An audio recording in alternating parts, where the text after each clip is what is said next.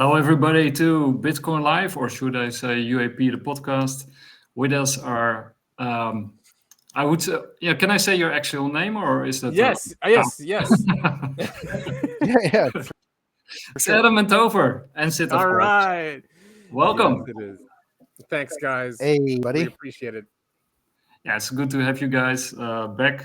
This is like, your first official show on Bitcoin Live. You have been running shows for, where are you now? 400? No, we're at I 100. wish. If this was a UAP show, it would be 139. It does feel like 400 though. It does. Yeah, absolutely. I think it's been 3 years since around this time. Like we launched in 2022, in October 2022. I can't remember exactly when in October, but yeah, it's been 3 years. Wow. Yeah. Right in the middle of spooky season. Time flies. Exactly. Yeah, time does fly. 139. So this is then like technically your first episode on Bitcoin Live, and every other week you will have another episode on Bitcoin Live from UAP, the podcast. So first of all, I want to thank you guys for being on our broadcasting platform too, and having this collaboration with you guys, because we greatly respect what you guys are doing in the field and the content that you bring out. Thanks, guys. Well- Likewise. Yeah, go ahead, Topher. Yeah. Thank you, man, for offering us support on your platform. I mean, this is great. Yeah, we'll be fine. And I think when our collaboration did start this fusion, right? And we called it decentralized disclosure. And when me and Nick have also spoke, off record, I guess, it's very similar tracks when it comes to crypto and the UAP subject, right? Because both are out of the system. Well, I guess crypto now has been captured by the system, but when crypto started, Right. it was a very anti-establishment movement, correct? And has been captured, and we can see the same thing with UAP, where Yep. they're always trying to capture the narrative, always trying to keep it where they're in the middle of the story. Per se. Yeah, But yeah.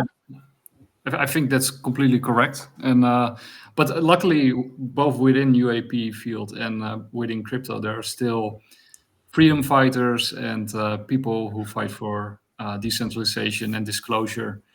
And those people are you and Yes. and us. And you guys, exactly. Yes, I mean, Mhm.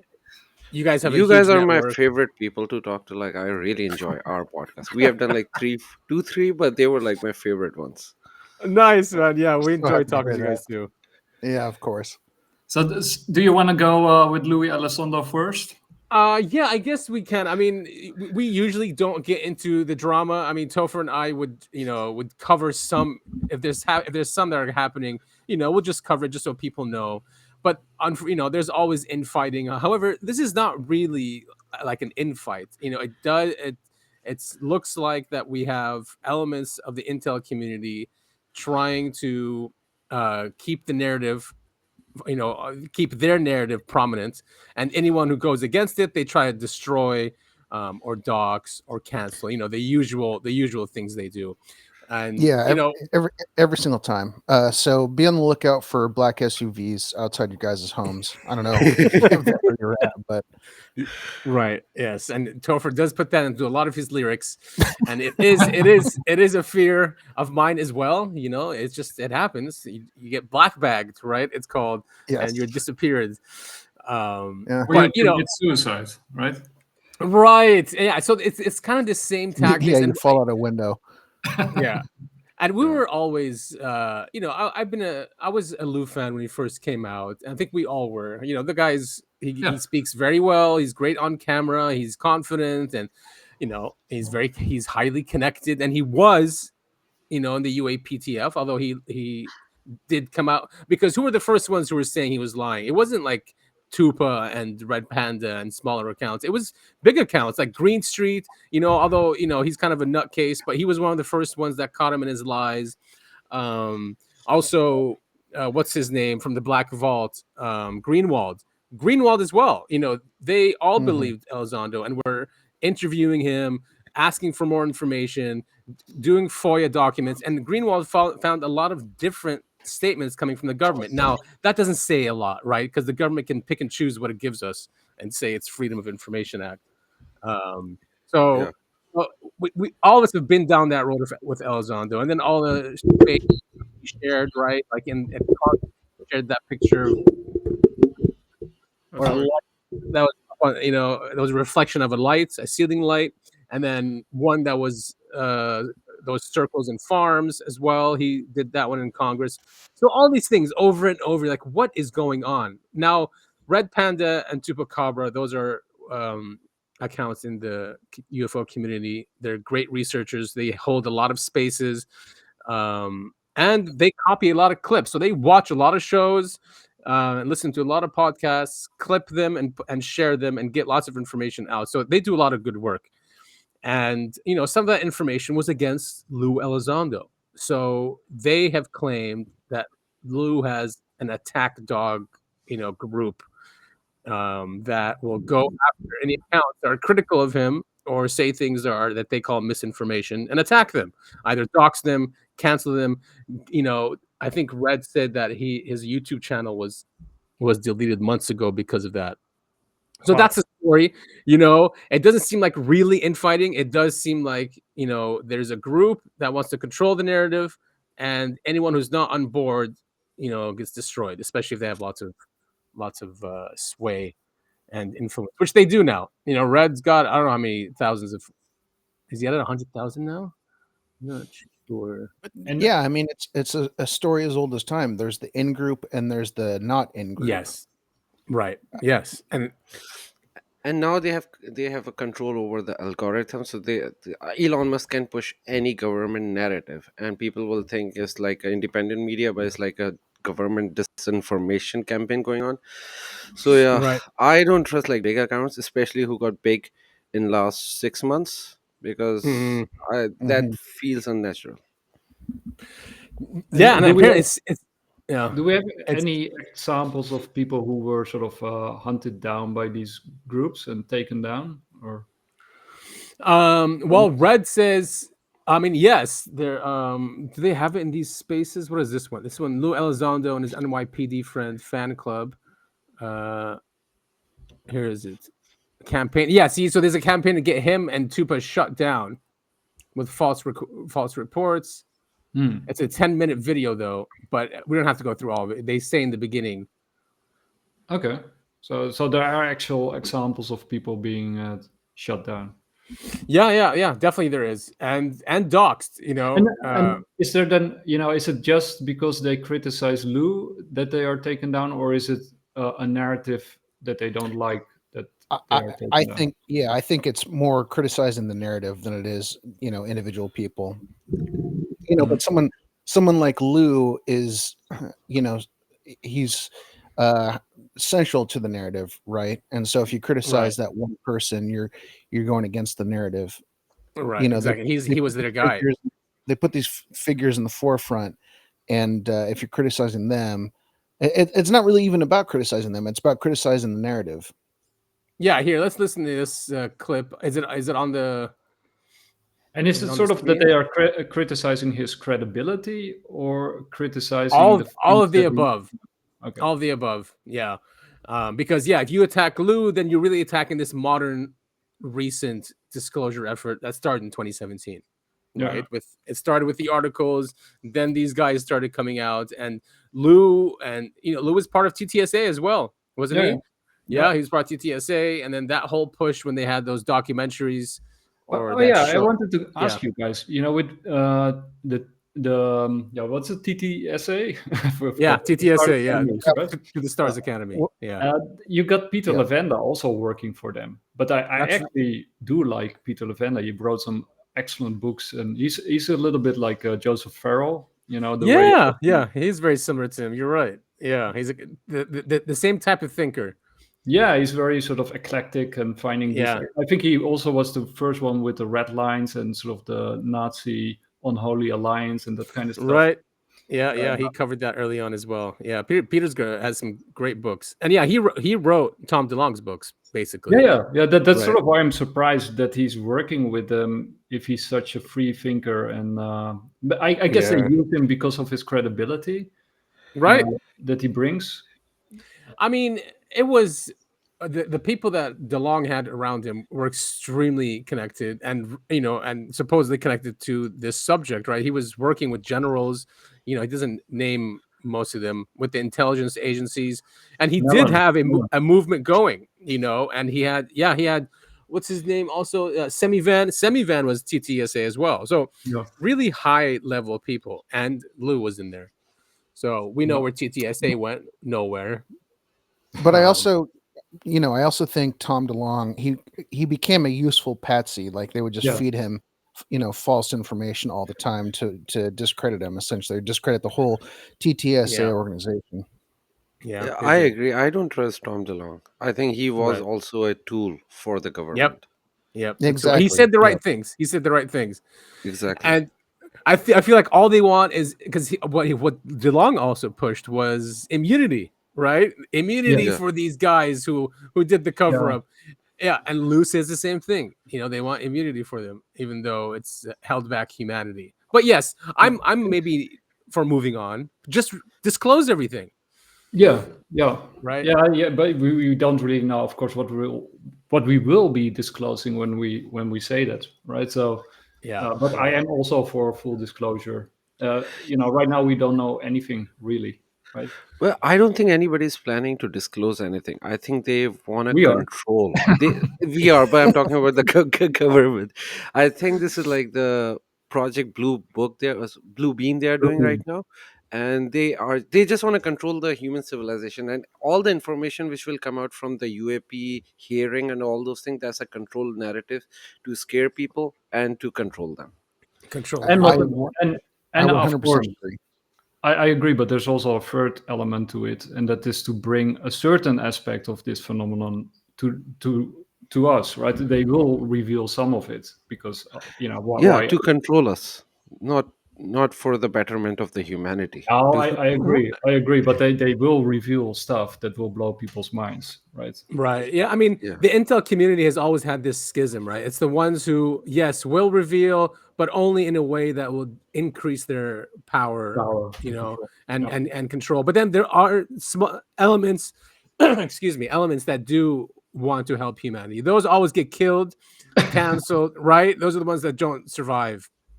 Yeah, they have bad health. Right. Yeah. And but I just want to say one thing about To the Stars Academy. I do have read a couple of their books from Peter Lavanda, and they are really cool. I mean, they are really cool. Good stuff in those books. The God, War, and and those ones, right? Yes, and the Machine. That's right. I think the third one I didn't like very much. I forgot why. I loved the first two. I forgot why I didn't like the third one. I only read. I didn't even finish it. Oh, okay. But yeah, definitely good books. So we're at this stage now where Carl Nell also says, I mean, he's taken out of context, but he was in a podcast or interview with Richard Dolan, and he said that disclosure is done, or at least he's saying this disclosure that started from 2017 and this push for the UAP Disclosure Act, those efforts are done or finished, and we have to do, come up with another strategy to push disclosure. That's what he said, and he's one of the guys that worked at the UAPTF. He's the one that says no doubt, right, that there's aliens. Yeah, the powerful interview, that one was we actually covered that. So, so you got what's it, Christopher Mellon, I think his name is Christopher Mellon. That's right, he was there. Yeah.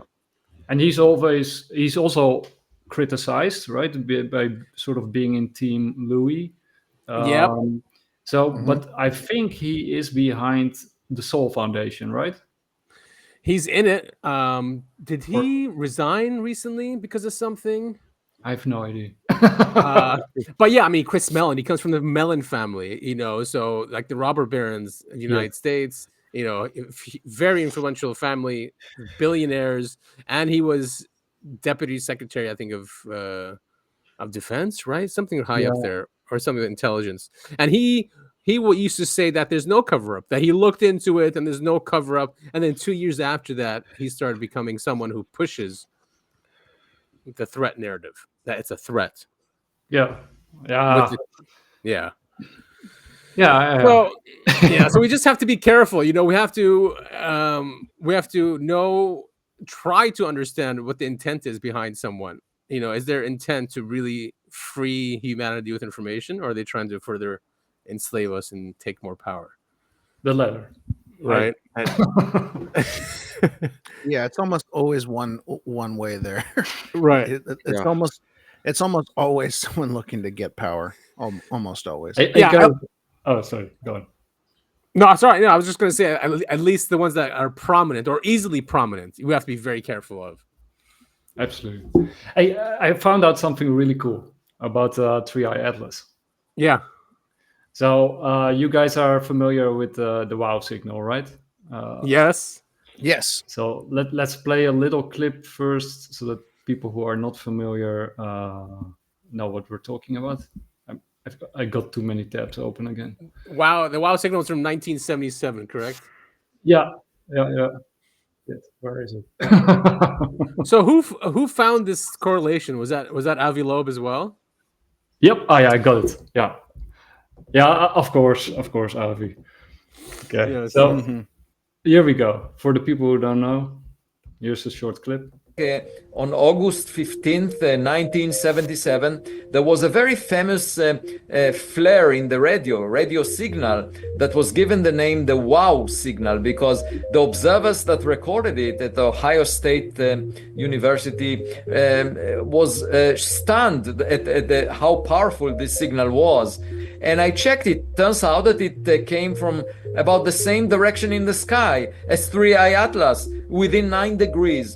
And the chance for a random alignment of the two directions of 9 degrees or so is 0.6%. And there was no report on radio observations of Three-Eye Atlas so far. So I'm encouraging radio astronomers around the world to check out whether there is any radio transmission from Three-Eye Atlas. Yeah. I mean, okay. I mean, it's cool, right? I mean, but it doesn't mean that they're not very advanced beings then if they're doing something with radio and, using engines. It could be a civilization that's just as advanced as ours, Yeah. Okay. If they're flying a ship through space. One more Sorry, thing. Sid, go ahead. I'm saying sky is so big. So, like when you say one direction, that direction is like infinitely long and big. right? So even if it's coming from there, and he said it's like 9 degree, 9 degree in this infinitely big universe is a lot. So I don't. Yes. Yeah, I don't like buy that. And wall Good signal is like whoa, but it's not like that.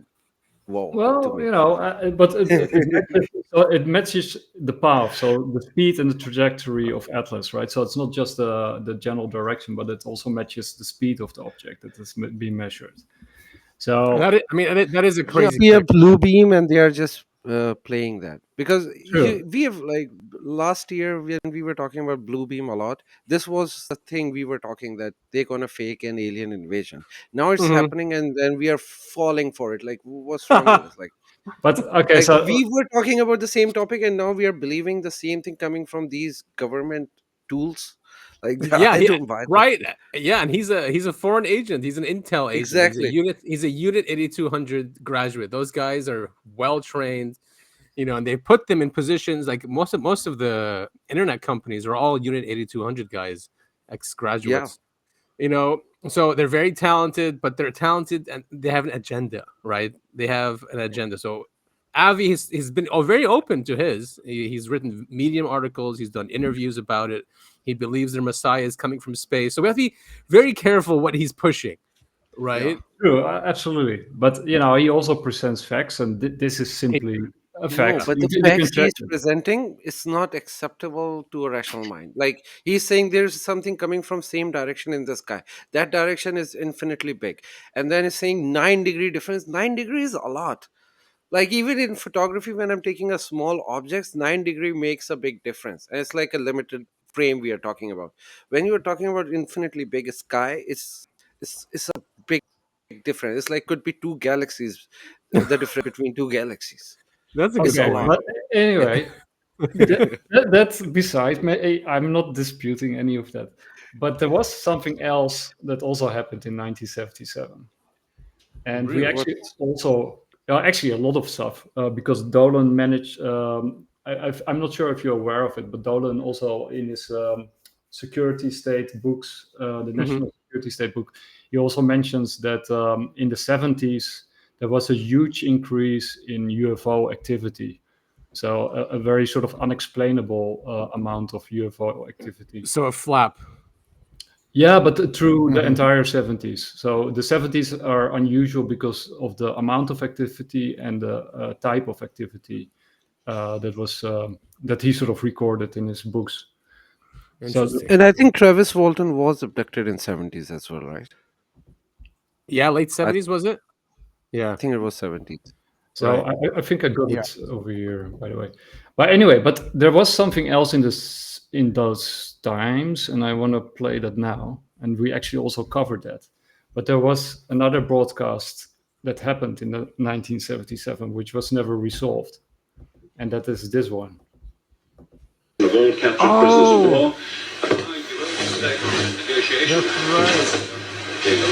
Around the same time. In Australia, Canada's cricketers are still thinking about this high court decision, which didn't down on playing a test match. This is the voice of Ruwa, representative of the Ashton Galactic, speaking to you. For many years, you have seen us as lights and sparrows.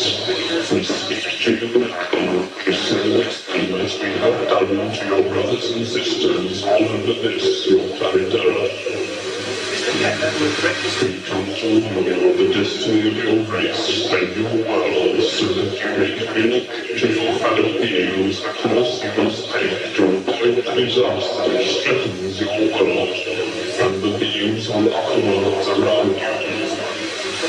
This is in order that you may share in great awakening as the planet passes into a new age of Aquarius. The new age can be found great peace and liberation in your race, but only your rulers are made to reinforce and promote their dreams. Be still now, and for your chance may not come again. All your weapons of evil must be removed. The time for conflict is now past, and the race of which you are a part may proceed to the higher stages of its evolution, if you show yourselves worthy to do this. You have but a short time to learn to live together in peace and goodwill. Small groups all over the planet are learning this, and exist to pass on the light of the dawning new age to you all. You are free to accept the protected teachings of those who learn. Many go as wide as this. Then they run out. Spiritual evolution. Here now, the voice of Rimmel, representative of the Ashtar Galactic Command, speaking to you. Be aware also that there are many false prophets and guides operating on your world. They will suck your energy from you, the energy you call money, and will put into evil areas, giving you worthless costs in return. But your divine self, protect you from this. You must learn to be sensitive to the voice within that can tell you what is true and what is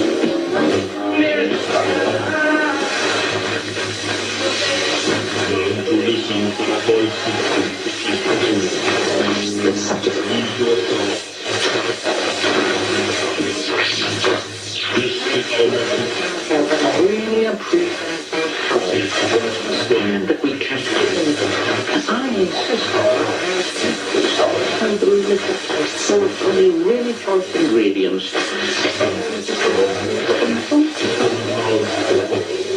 Now I can.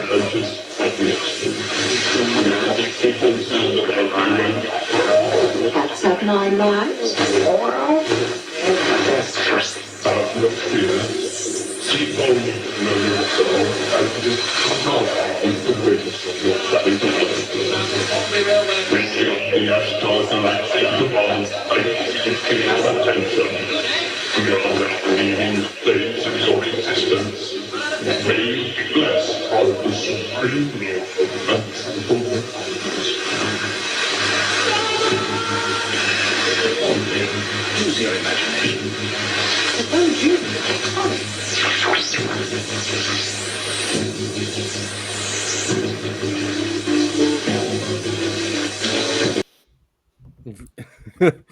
I think, of course, his name is Vrilon, and it's always like Zoltar. Like they love the And V's from and the Z's. Ashtar Galactic Yeah, yeah. Foundation. Right, yeah, and Is that they that- talk about. I've never seen that before. That is No, wild. we covered it actually. We covered it. Did we? Oh, jeez, that's embarrassing. It was a long one, maybe like 50 episodes ago or something. And it is unresolved. It is unresolved. Yeah, somebody claimed that he found who did it, and of course Yeah. you can do it, but they never found the perpetrator, and nobody came forward. But But even yeah. if they didn't find it, the content of that is so obvious. It's like somebody watched He-Man and after that he created this message. I'm a skeleton. I'm unsure on this one. I'm really unsure. No, on this. okay. One thing we need to put in the perspective: there were many channel hacking. A lot of people were doing that. The same thing. As Yeah, like the Max Headroom incident. Yeah. Max Yeah. Headroom. Yeah. Yeah, so it was like a very common thing, and it was before encryption, so anybody could easily hack with basic knowledge. So it wasn't a rocket science. And then if you're saying, and the content they were saying, you have to give up your weapon, it's like a very 1970s theme. At that Yeah, time, that but- was a big deal. So True. they are specifically talking about those things, and those weapons were not even dangerous. Right now, we have way more dangerous weapons, and we are doing more bloody stuff right now. Now, look, Sid, that's not true because we had an 80-year cover-up and they had like superior, probably scalar weapons and UFOs flying around at that time that were reverse engineered, right? So we did have weapons that we were not aware of, but and But nobody Yeah, was correct. using them. Now we are using deadly we don't know. weapons. We No, don't no, know. we if are we- using. We can see that right now. We have also like a mainstream history. When you use a weapon and you kill people, that become a news. There was no news that nobody was using No, those but weapons, right? but for example, Herrera, the story about Michael Herrera who sees that UFO Yeah. take people in Indonesia in the early 2000s, and there were many abduction stories. Actually, I'm gonna play another abduction story in a little bit, but those stem from the 80s and the 90s. That also include like superior technologies and No, I'm engines. not denying the UFO and alien existence. I believe that. I'm talking about this specific signal because this is very similar to every other hacking that was happening. And why would alien use like backdoor this shitty technology, which is like useless? It was like mainstream in 70s, but like if you're looking in the perspective, aliens are dumb if they were doing that because a kid I don't in know. the I house mean, can do that with one antenna. I mean, if you want to hack, if you want to communicate with Earth in some way, then a television set is not such a bad idea to use to send a message out, right? And they No, did but send a message out. television, those things are obsolete in our world. Just imagine that they have to be also if they are so far away, which they were at that time. If you're because you have to consider the distance. If they're tracking it from that far away, it years to reach the signal. So they are planning it in advance and reaching it in this specific time. That doesn't make sense. Anyway, I Yeah. think the message that they brought is very interesting, right? I mean, No, it is interesting, but I'm but just yeah, saying. okay, but let me. So they're against weapons. So they're sort of saying disarmament, peace, brotherhood, take care of the planet, and they also predict that money will be an issue in the future, and that we will get worthless draws in return. And especially that part I found very interesting because that's where we are right now, right? Money is Bible literally- predicted that 2000 years ago. So Well, yeah. anybody could predict that money is going to be an issue. Especially in the 70s, right? Because I think 71 is when we coupled from the gold. Yeah. Okay, well, Anyway, so No, but it is an interesting one. Yeah, here it is. It was even on Wikipedia. They cover what is it? The broadcast became a footnote in ufology as some chose to accept the supposed alien broadcast at face value, questioning the explanation of a transmitter hijack. Within 2 days of the incident's report in the London Times, a letter to the editor published on 30 November 1977 asked, quote, "How can the IBA or anyone else be sure that the broadcast was a hoax?" The editorial board of one American regional newspaper, the Eugene, Oregon Register Guard, commented, "Nobody seemed to consider that Asteron may have been for real, or that what he said made a great deal of sense. By as early as 1985, the story had entered urban folklore with suggestions that there had never been any explanation of the broadcast." But I mean, of course, IBA did say it was a hoax, confirming it was the first time such a hoax transmission has been made. yeah, but of course that's also what you would say. Yeah, That would I also say if it would happen to me, right? Yeah. true.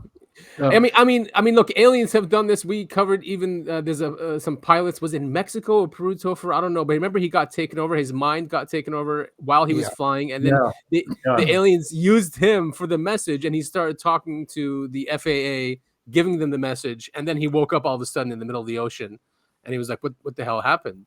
And that message, can you remember what he said? Or it was the same. It was the same. Yeah. To disarm, you need to stop bombing each other. You need to, stuff like that. So, and we actually sort of covered this one before.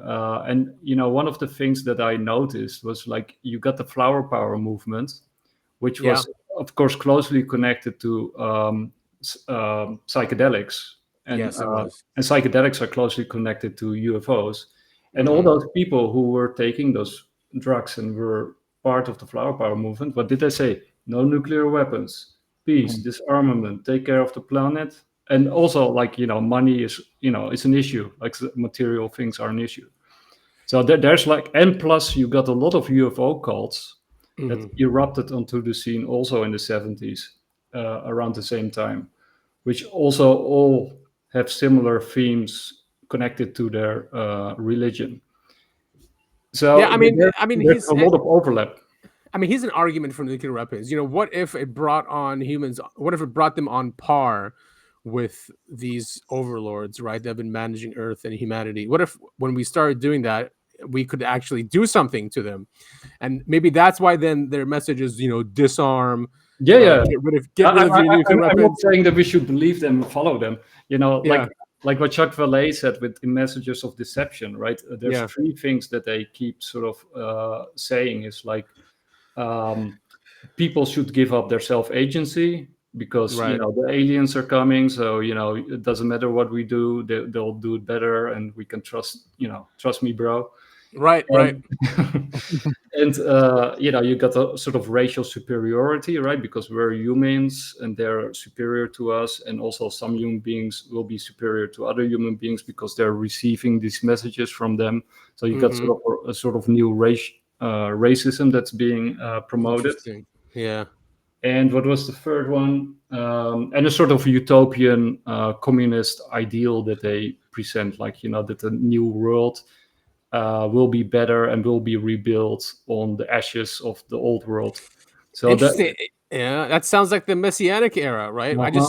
I just saw a clip of a rabbi saying that in the future there will be no anti-Semitism because people won't even be allowed to think about it. Like, so that sounds like implants and neural links inside of us. I wouldn't push it if society. I mean, if we look at COVID, what happened then?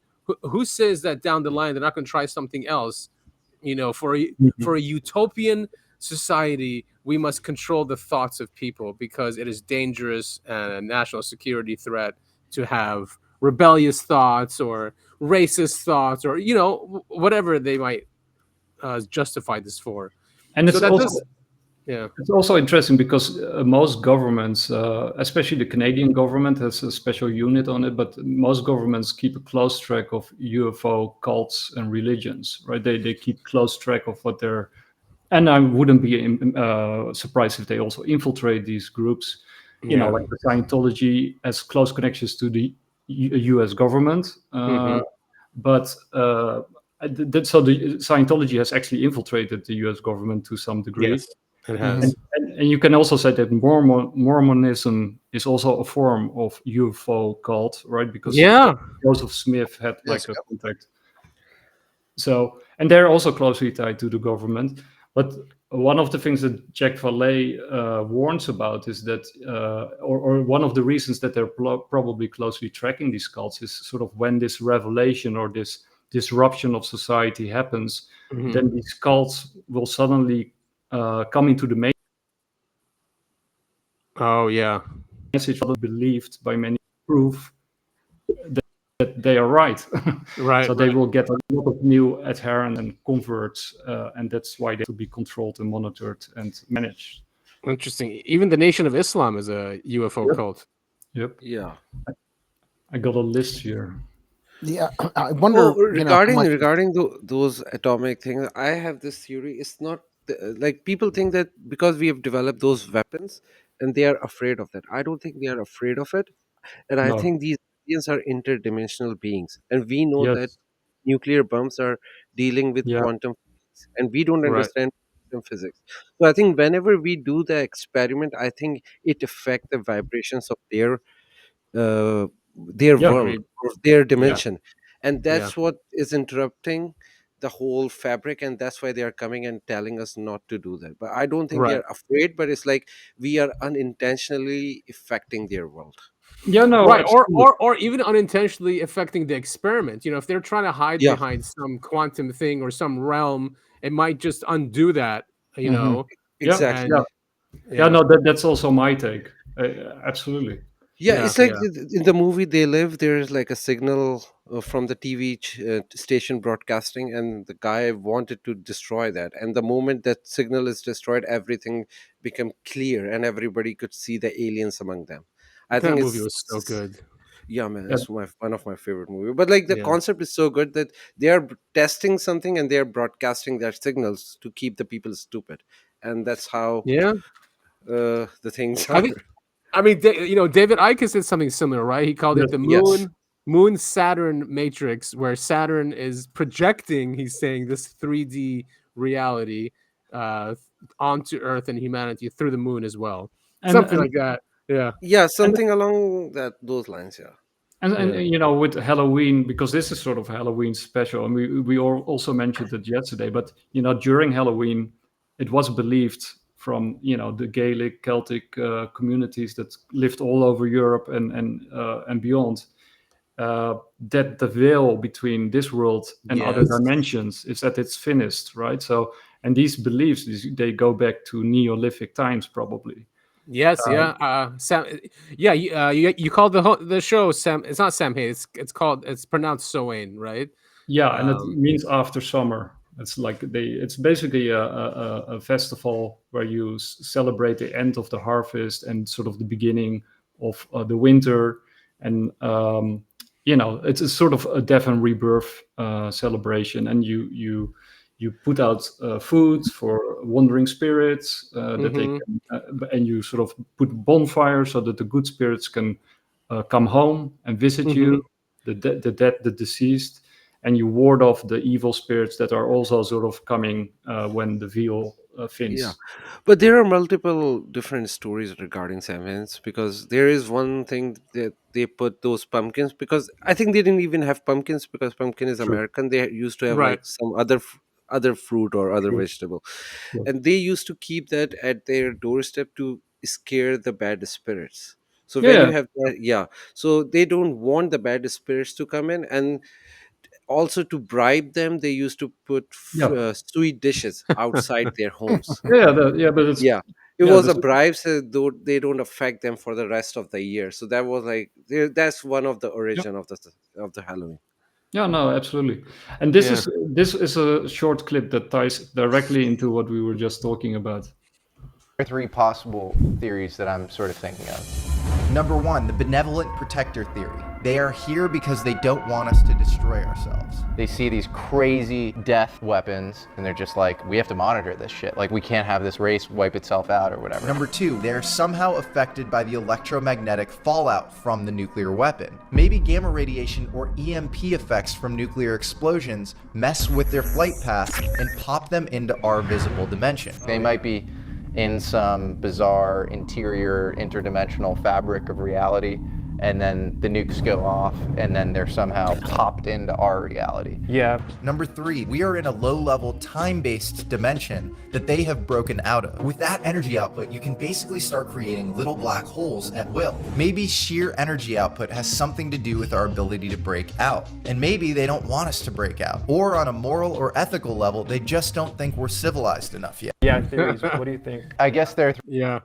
Yep, all true. Agreed. Yeah, he's spot on with that. There was a researcher in South Africa, Kathy, and he wrote 2 books about this where he identified where these UFOs go. There's like not ley lines, but it's sort of like ley lines that they follow these, but also that's where nuclear weapons are detonated. They have to be detonated in certain areas on the Earth. And the sun's angle is also like he said you cannot blow up a nuke successfully without the sun being at some specific angle on that location on Earth, something like that.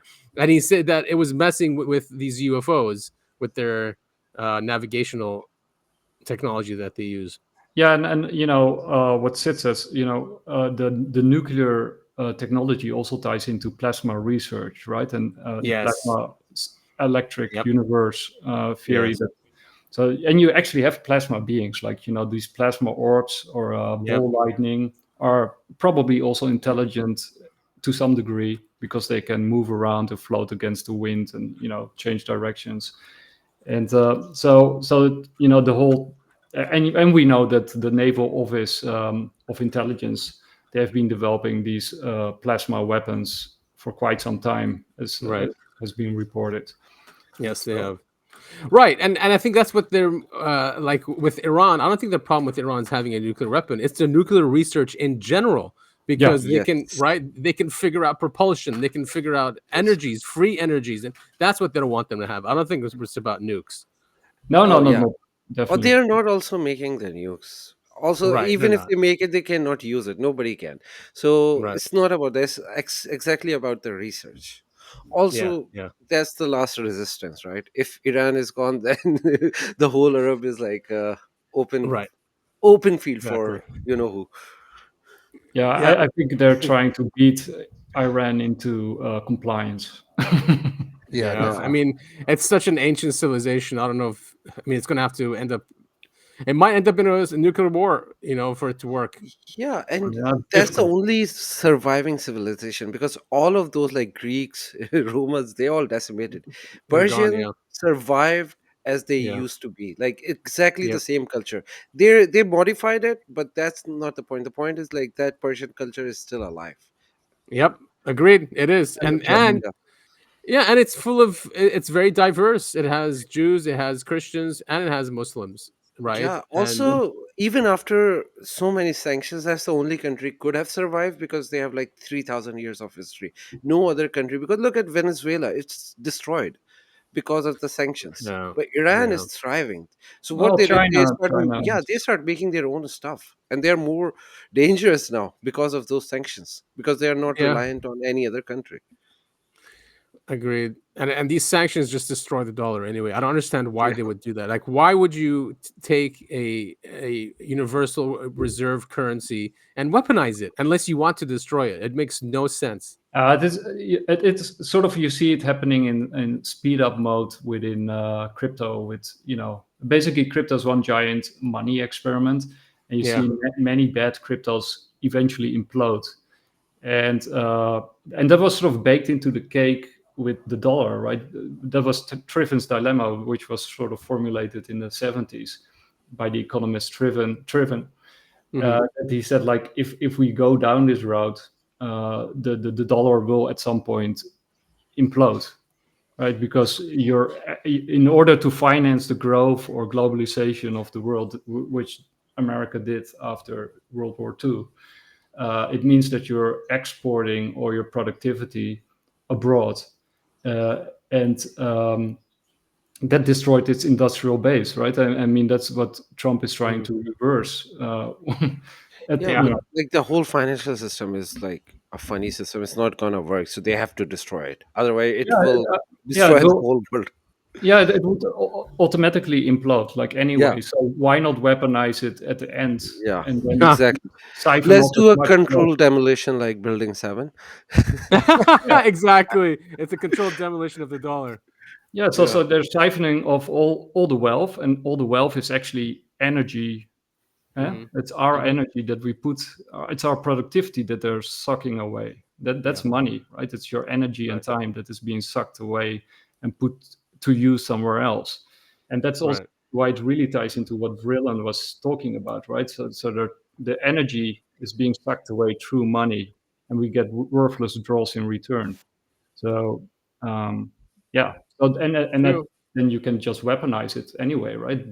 Beat everybody in submission, and for a while America still had the biggest military. Now China has the biggest military, or at least not the biggest, but the most efficient. But see, that's what's so weird about China too. I mean, the rise of China can also be tracked to the same oligarchs right here that just shipped off jobs over to China, transferred technology to China, and China is where it is today largely because of that. Right? So they knew what they were doing. It's almost like they wanted to also destroy this empire at the same time with destroying the dollar. Yeah. So it's very interesting, right? Because America, at some level, is fighting for its existence, and China is rising power, and Wall Street has been financing China, profiting from it. And it's unclear if Wall Street was too stupid and greedy and blinded by the money and the wealth that they could generate, and what were being used by the Chinese government with a 100-year plan, or that they were actually knowing what they were doing and transferring power from one place to another place. And because China's modality of, basically a dictatorship, right? Yep. A totalitarian dictatorship is the next move. Yeah. So the American empire is of no use anymore, because at first you needed human beings, like human capital, to generate all the wealth and the productivity.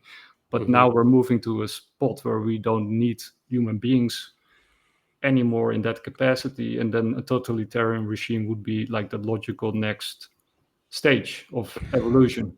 Unfortunately, I think there's a lot of truth in that, right?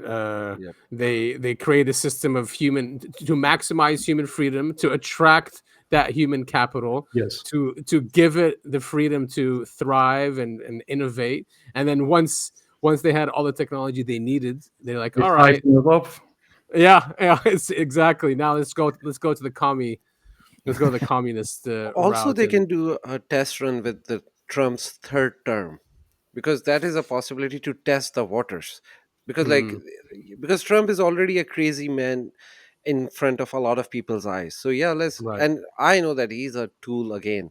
He's doing what he's being told, so he could try to do the third term and see how people react, and then they can plan accordingly, like they did with the COVID-19 vaccines and everything. That was also a test. Yeah, it was under him too. And you also have sort of game theory going on, right? Because for the Western countries to keep up, if insofar as it is not planned but it's organic, Western countries would have to become like China in order to keep up with China, right? So there's this game theory element, like with Bitcoin, right? If one country adopts Bitcoin, then other countries automatically also have to adopt it in order to keep up, right? So there's this game theory element that pushes everybody when it comes to China and AI into the wrong direction. I mean, Sergey Brin, the co-founder of Google, he was on the National Security Council, and I think, or AI Council, something like that for the government. And he was arguing that China is going to beat us in AI because they don't have privacy laws. Right? They don't have privacy laws. They spy on everyone, so they have more data. And because they have more data, they can have better AI, and they're going to win. And that was the argument also, is that, we are at a disadvantage because we are a free country. To some degree. Yeah. Hey, Brillan is interrupting. Yeah.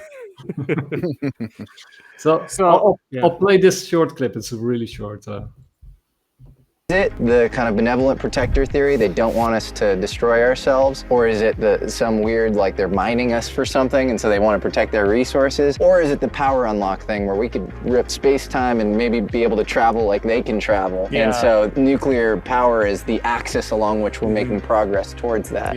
Yeah, I mean, it might be as simple as like it's an attractant, like a fly to a blue light, right? It could be something as simple as that. I mean, it's so hard because to put yourself in a different sentient shoes to understand intent and all that. I mean, could be probing, could be reconnaissance, could be just mere curiosity. Yes, they're only 2 or 3 orders of magnitude away, energy extraction from manipulating space-time and an occubear warp drive type thing, and maybe they're interested in that too to understand our development as a civilization. I mean, without having a penetration into their OODA loop or whatever, we'll never really know. Yeah, it could be all of the above. It's really impossible to really ever gauge intent.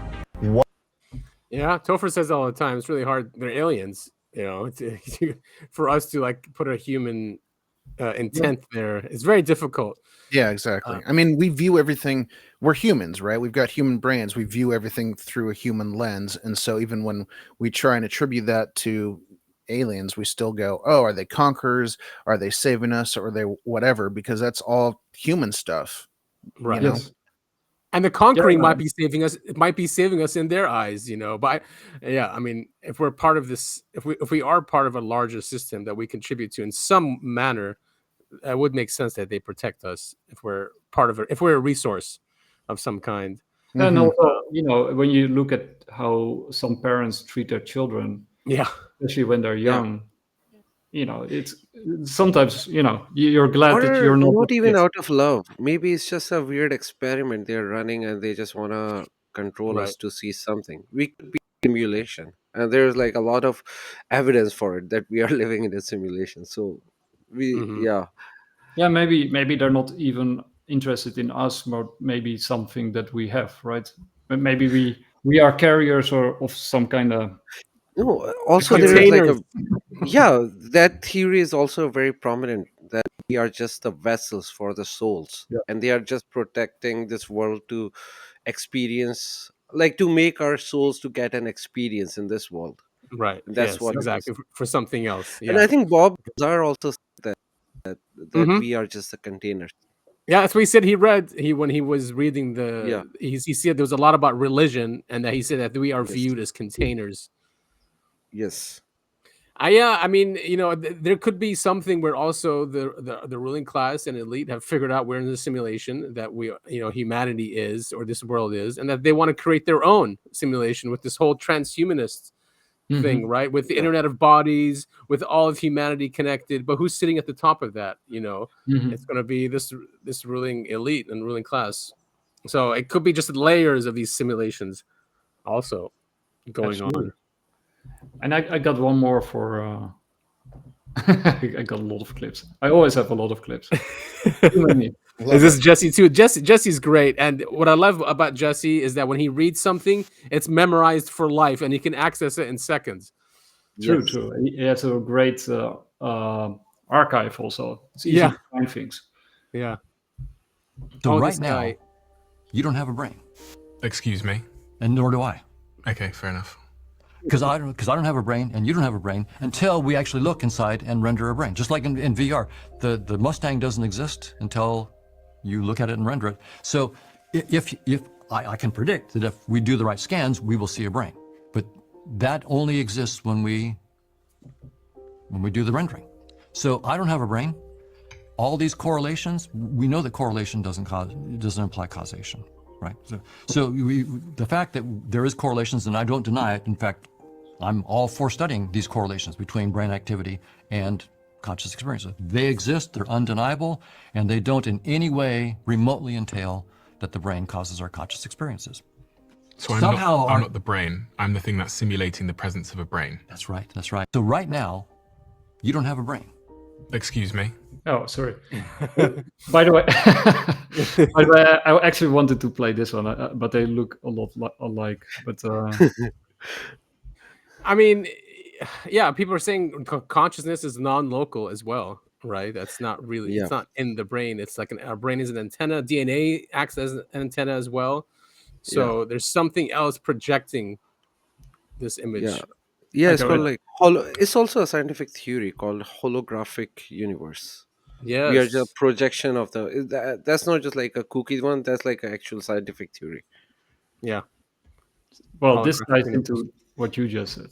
Interesting question, because we've been thinking about the brain for a long time, and the brain is this and the brain is that, and it used to be thought of hundreds of years ago of that's just to keep your head warm, because they don't know what the brain is and what's going on up there. But it's something that, you know, over the past 50, 100 years has become the answer to everything. If it's this, it's in the brain, you have to fix this part of the brain right here. That's what's wrong with it. And so him asking this question is a reasonable one, given the education we have now. I'm not so sure that 50 years from now, that will be much of a question, because it seems that all these things that people do, whether it's remote viewing or whatever they call it, seems to have something to do with quantum non-locality, or the everywhere, every when of all information. What did you call it first? The quantum? Quantum non-locality is a technical term for it, but they had to invent that 60 years ago because they didn't know what was going on. There's lots of science on saying that there's no space and there's no time. And these people, we'll just call them remote viewers because it's a good thing to use as a name.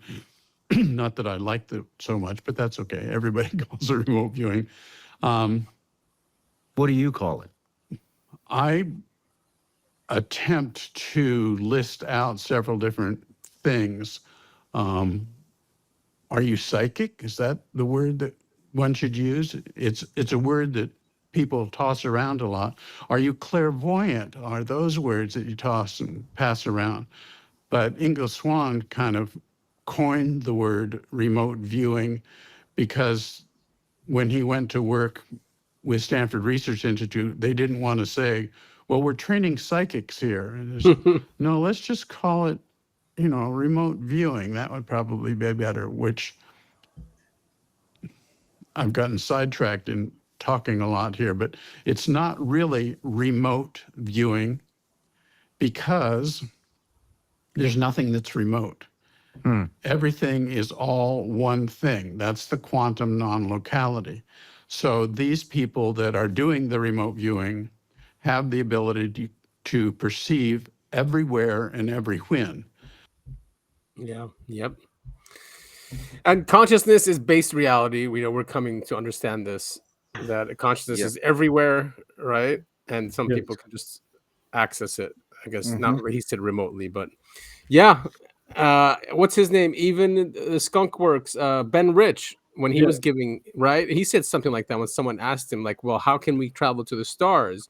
And the guy asked, and he said, what is it, like psi abilities? He's like, yep, that's what it is. He's like, you think to go there and you're there. Yeah. I mean, and that's also how, there's a lot of theories out there about how UFOs, travel. It's the beings inside use their minds to move the craft. Yes. All right. They're connected to it somehow. Also regarding consciousness, this is from my psychedelic world, that it's not like multiple consciousness. There's one big giant conscious, and then I think it separates the drops of it and create us to get different experiences. But eventually we go and we started from the same place, from one big consciousness, and then we go and merge with it. This is what I experience. It's not like a theory. I don't know who wrote that, but I actually saw. And I call it like an ocean of light. It's like a big light. It's not wet. It's just light. And I was like a drop to it. It was just a tiny speck of light. And then I came from there and just went back. But that's a very ancient idea, and it's like, covered in many religious traditions and philosophies. It's and I never read those things when I experienced it. So it's like I was really stupid. I never read anything when I was having those experiences. I read all those things after. So it was like just a new experience for me, and I was like shocked because my vision was like more like traditional religious one, where everything is like God created separate souls and everything. And then when I experienced that, that was new, and I was shocked. So, and that's like it's so real for me, and it's just one consciousness, and that's not even a God.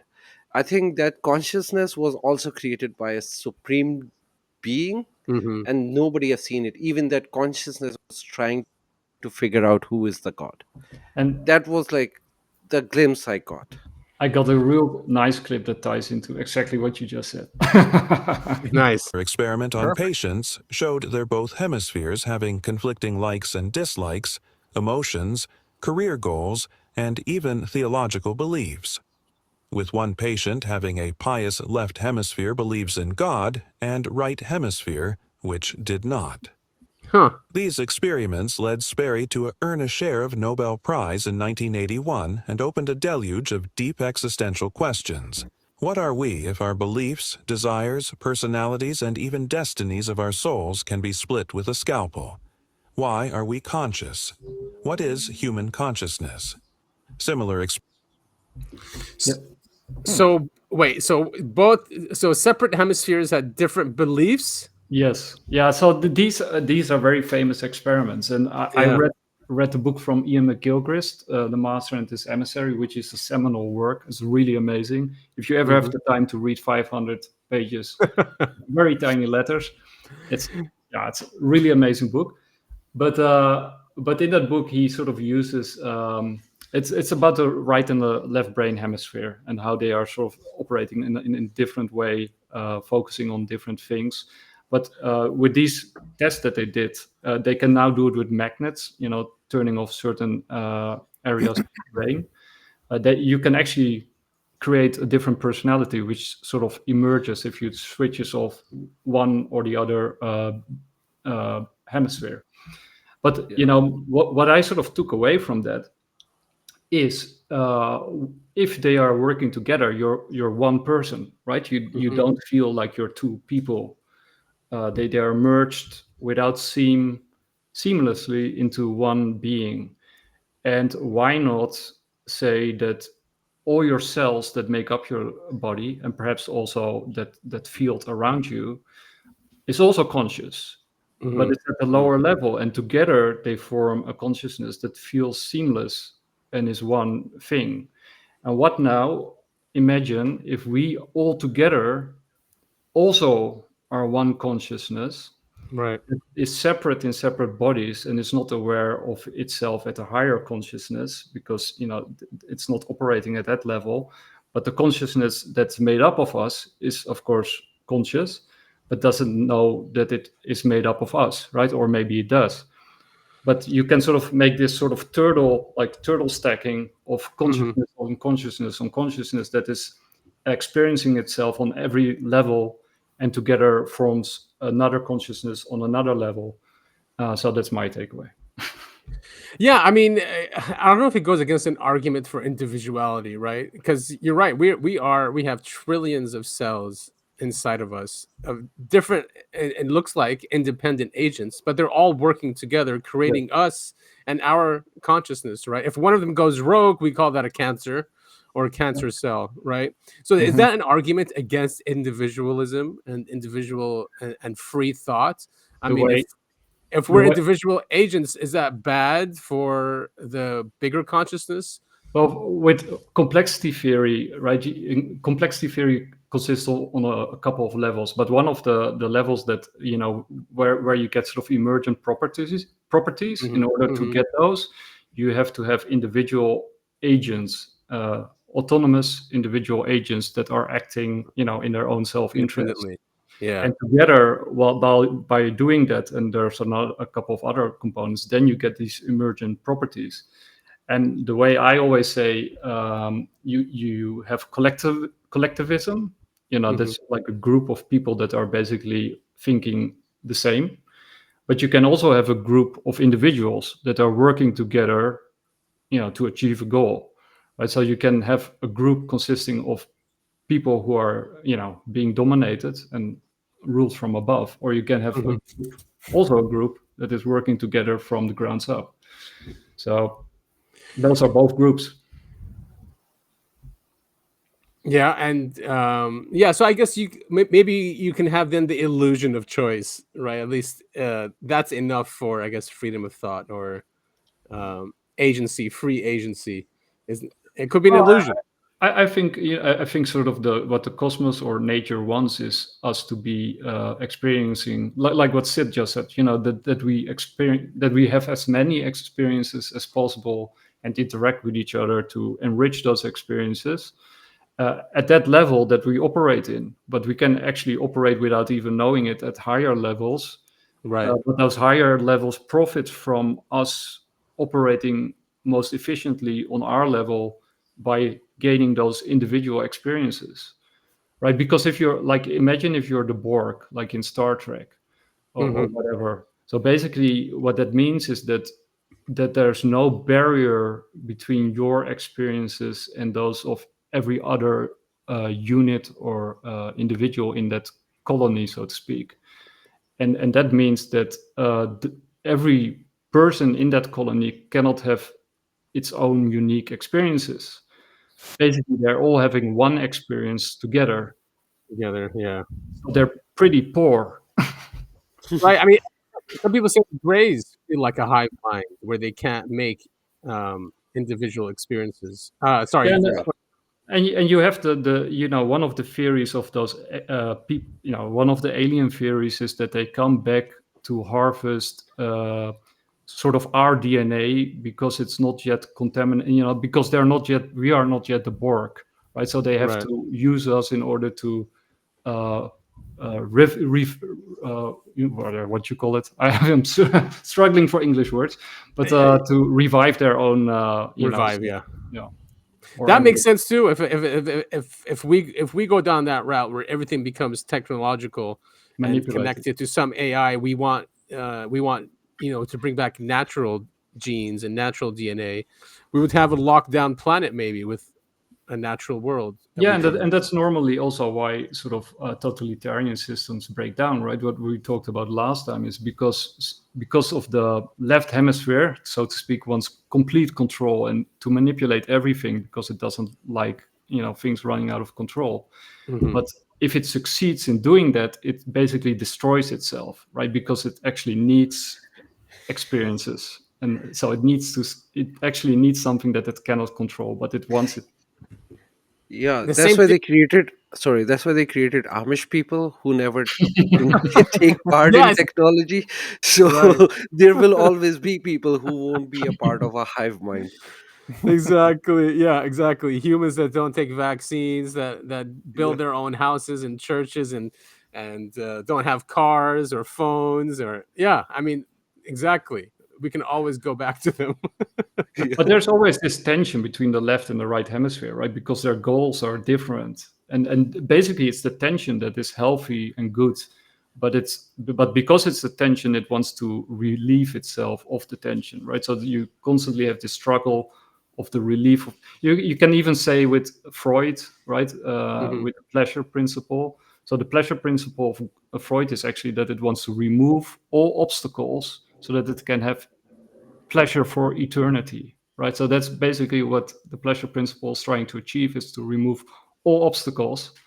But once it achieves it, it becomes miserable. That totally tracks. Yep. Yeah, that totally tracks. Sorry, go ahead.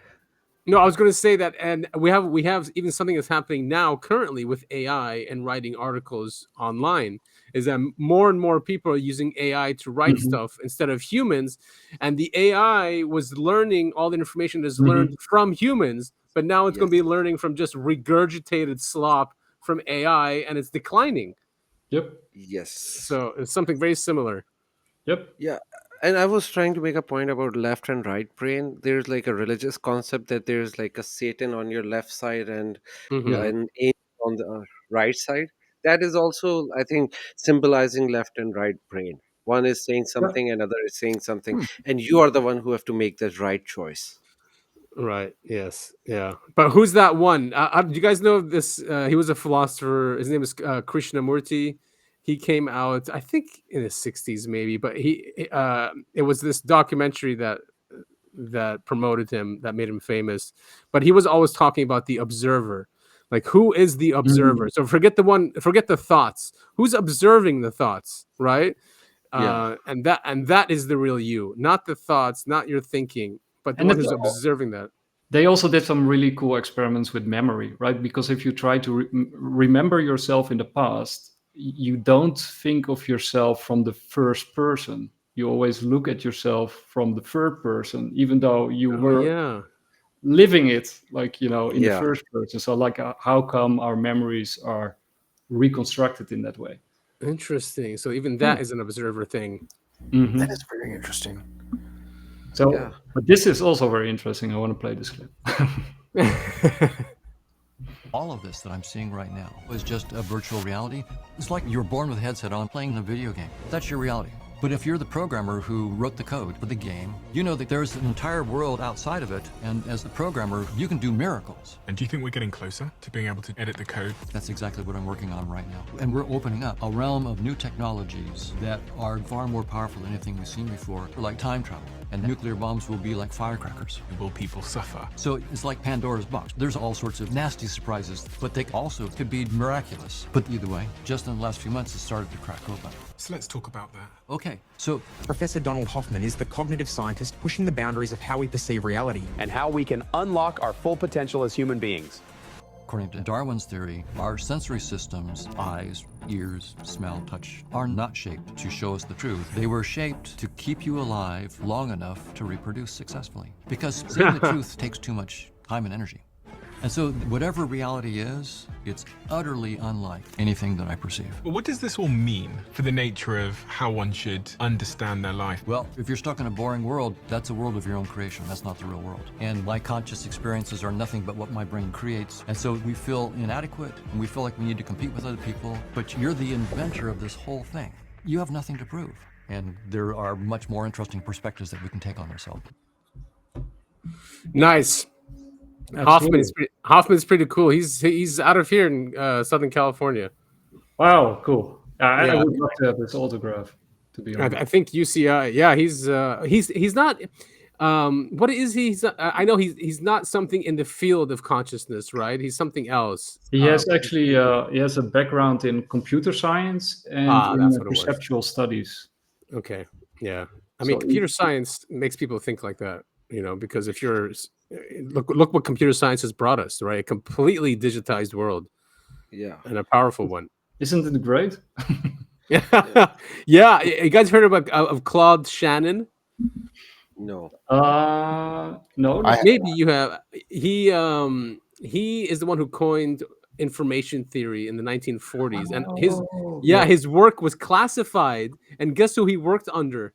He worked under Vannevar Bush. Oh, wow. Yeah, the guy, the Majestic 12 guy, scientist. Yeah.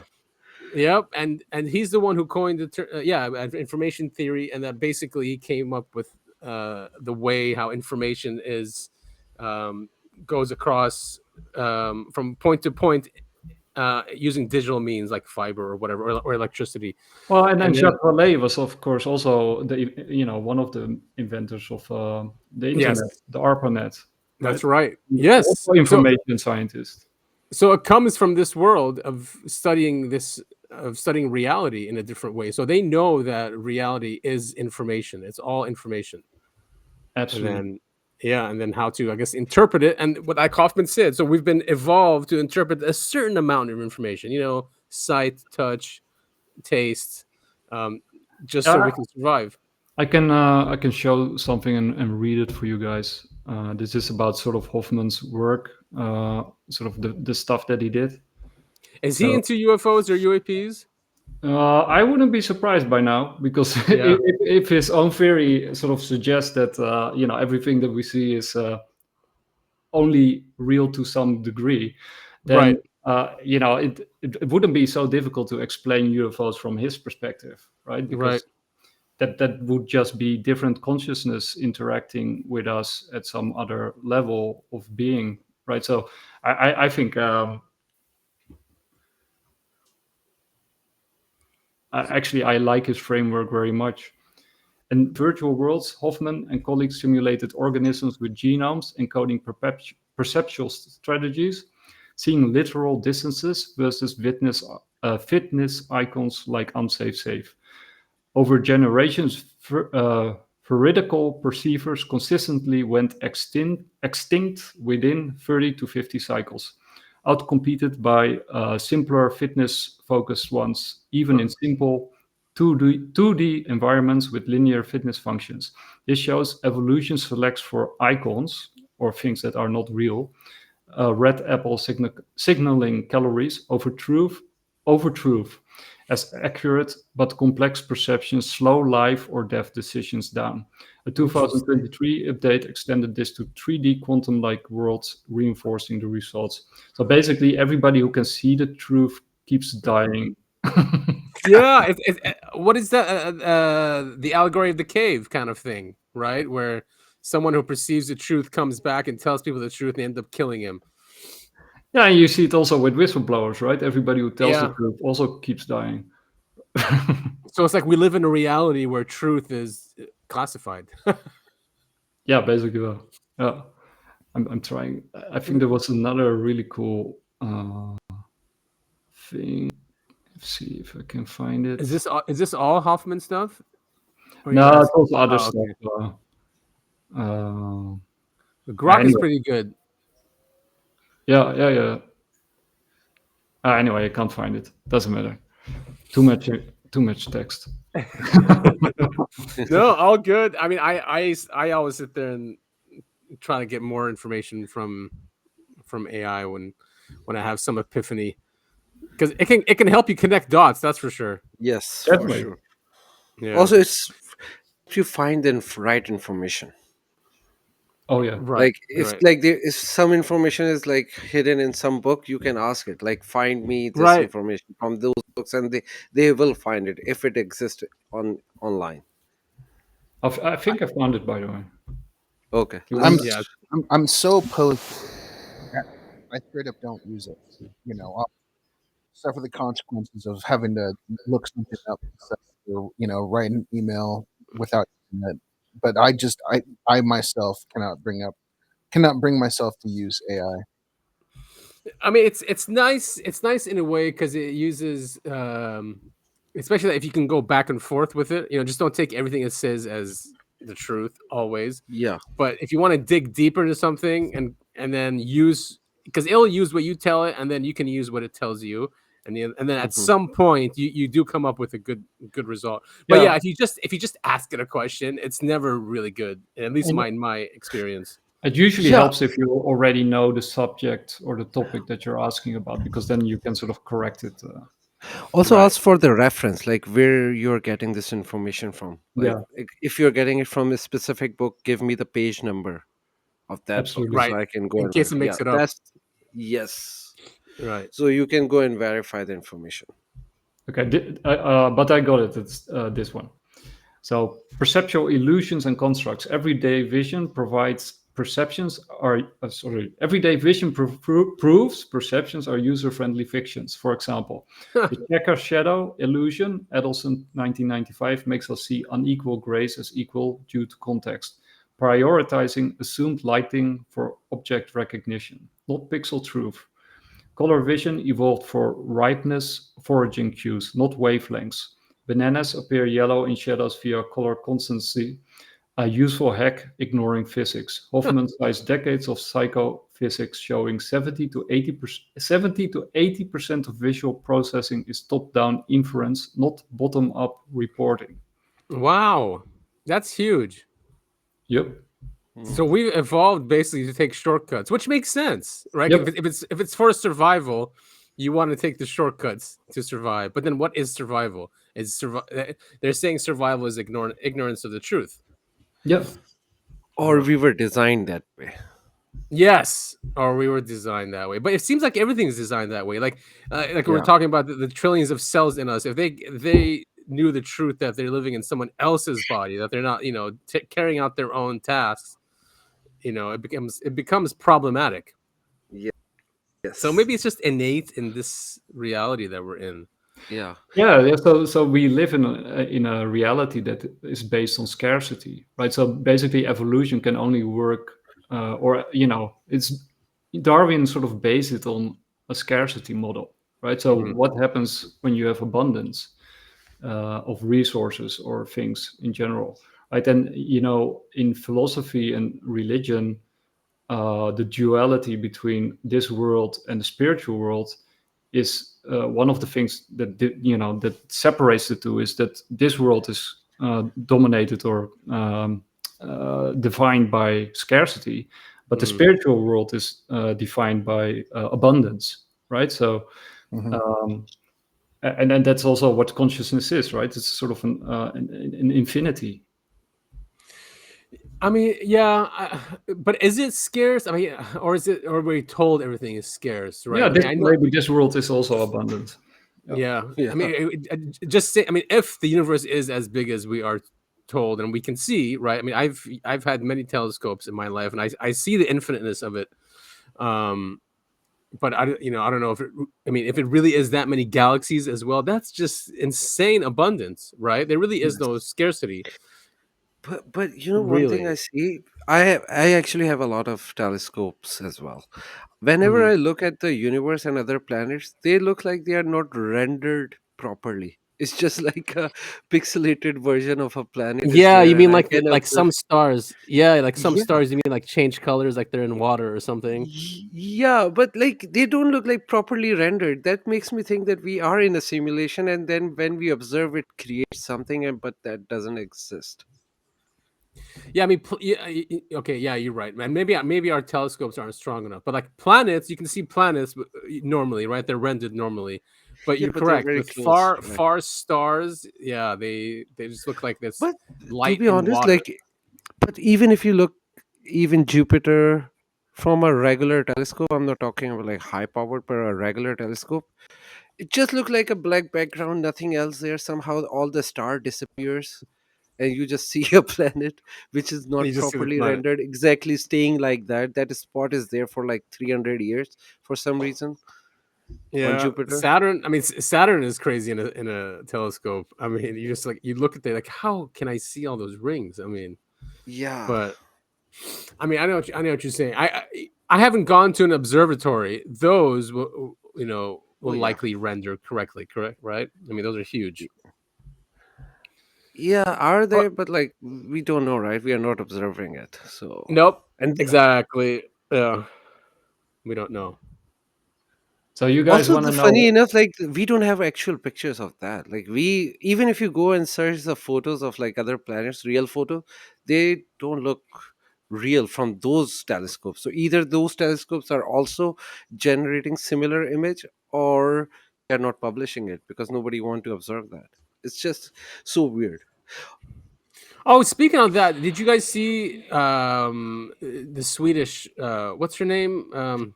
Beatriz. Yes, Beatriz. Yeah, I mean, it was peer reviewed, her research, and we've covered it before, I'm sure, on both of our shows. But now it's peer reviewed. These transients that she saw on astronomical plates in the 1950s, before Sputnik was, and they correlated it with nuclear tests that these transients would show up in our upper atmosphere. And then she submitted it to another institution that denied it, saying that we don't have an interest in it. Seriously? Yeah.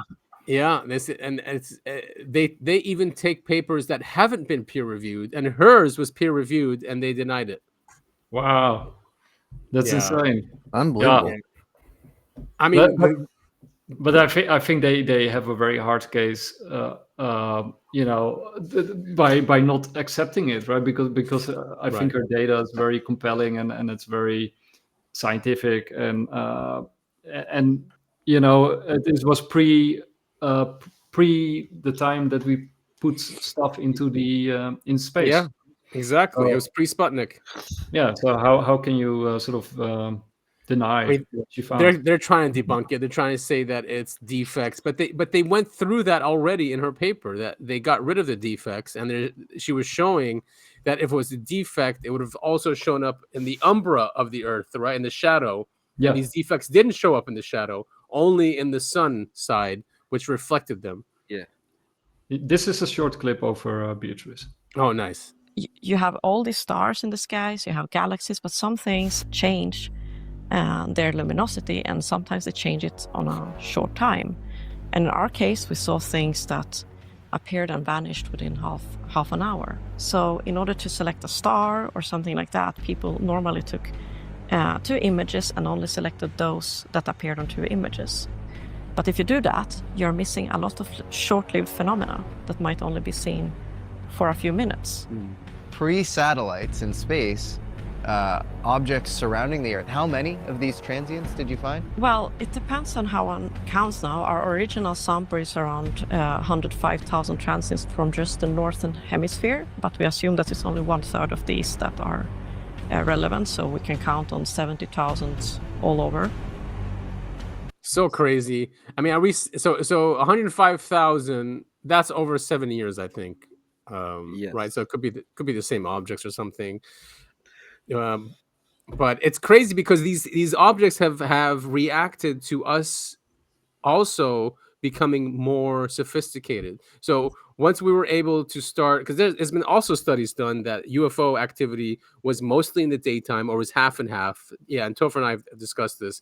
Mhm. And then in the 60s, it went down to 80% at night. So when they realized that we were looking at them, they changed their behavior. So the same thing with these transients. They were up there reflecting sunlight. We don't see them anymore. You know, we have satellites up there. We have SpaceX up there. It's not the same as when Gemini started going up there, or Apollo, or, you know, so they've changed their tactics with us and have evolved technologically as well to, you know, to stay hidden, which is disturbing. That's very disturbing. Yeah. It's very interesting. I mean, what and I mean, it was, I think, also Richard Dolan who sort of tried to estimate on the basis of the reports that come in at the UFO. Right. MUFON. On the MUFON data and other data, but especially MUFON data, how many genuine UFO sightings there are on a yearly basis. And I think, if from the top of my head, I think he also came up with like 7,000 genuine UFO sightings a year. So it was a crazy amount. And then he started sort of speculating, like, you know, if you have that many UFO sightings a year, you know, where are they? You know, how can they keep hidden so well? And what the hell are they doing, right? Because then it's like a full-scale operation that's ongoing. It's a full-scale operation, and that is just so scary to think about. That they're always around, they're always looking, and always doing whatever, and we just can't see them. Yeah, it's bizarre. Yeah. It really does seem like we're in some experiment. Do you want to know what my favorite UFO case is? Sure. Yeah, definitely. I do. Yeah. Okay, it's this one, and I think you guys know it too, and you probably talked about it many times. But you saw Ariel. UFO? Yes. But surrounded by little ones? Yeah, one big one, one spaceship, Yeah. little ones around. Yeah, let me see. Let me see your drawing. One big one. One big ship and then small ones surrounding it with there were lights. Yeah. Surrounding the ship. Like Sean's, huh? This is Sean's drawing. Yes. Yeah, basically. Yeah. And okay, one landed, the big one landed, and the two aliens came out. Yes. And what happened with the little ones? The little ones, they were just flowing around in the air. They didn't touch the ground. And that, these made the silver lights? Yeah. They were making different color lights, like green, like they'd red, flash to green, then they'd go to blue, and then red, purple. green. Yeah, purple and red. But it was going like each one to each one, but quickly. Like you go, like they'll go there and then it'll vanish, and then it'll go there and vanish, and then vanish. Oh, really? But going quickly, like as if it was one ship moving to places. Candace drawing. Come on. Were they yellow? No, I didn't have a silver crayon, so I did it yellow. Yeah. So, but what happened? You came home and you told your parents? Yes. Some of them didn't believe it. My mom didn't believe me. Your mom didn't believe you? My mom also. She didn't believe me. Is that hard? Because if you see something and nobody believes you, what happens? Well, you feel start sad. You feel lost out. You start to think as if it wasn't true. Yeah. And people say to you, no, it wasn't true, so you think it wasn't true. Then you think that you're mad. Yeah. Yeah. And after that, you get all upset. Yeah, and everyone starts teasing. And my friends over the road, when I go there and I tell them about it, they just say, oh, he believes in aliens, oh, he's stupid. You've seen too many movies. Yeah. What a bummer. Was there nobody in your neighborhood who believed you? A little bit, and that's all. Who was scared? Not all of you, huh? Who was dreaming about it since then? Yes. In a bad way? Bad way. Yeah, in a bad way? No, tell me first in a bad way. Why? You have nightmares about it? Yes, I used to, but then after about a year, I stopped dreaming about it. Mm-hmm. I dreamt that the same one I saw without hair, he came into my bedroom and he took me from my bed. Did you dream that? Yes. Yeah? And then I just screamed. I woke up and screamed. And what did your mom say? Well, she just kept on saying it was a nightmare. She didn't really believe me. I wasn't scared a bit. No, not at all. Yeah. I think they came here to try and warn us that the children that because we're young. Got a long time. We've got a long time till we die. To warn us that when we're older, there's something going to happen to the earth. Yeah, and not to pollute. Because we're young, we can still prevent it. Yeah. Do you still have all that feeling? That as a child you can do a lot? Yes. I have it. Yeah? Do you feel, as a child, do you feel privileged? Or do you think, next time if the UFO is coming, please go to another school?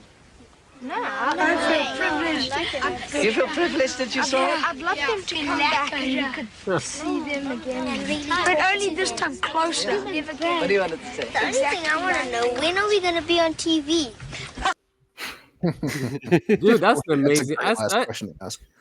Yeah, and that's a great clip. I've never seen that one with them all like that. We Yeah, did I've never cover seen that this one too. case, Adam. We did a Yeah. deep dive on that one. Yeah, we covered the case, but I've never seen that with them. Yeah, all I together haven't. like I haven't that. seen that clip either. But just Yeah, I think it's a new clip.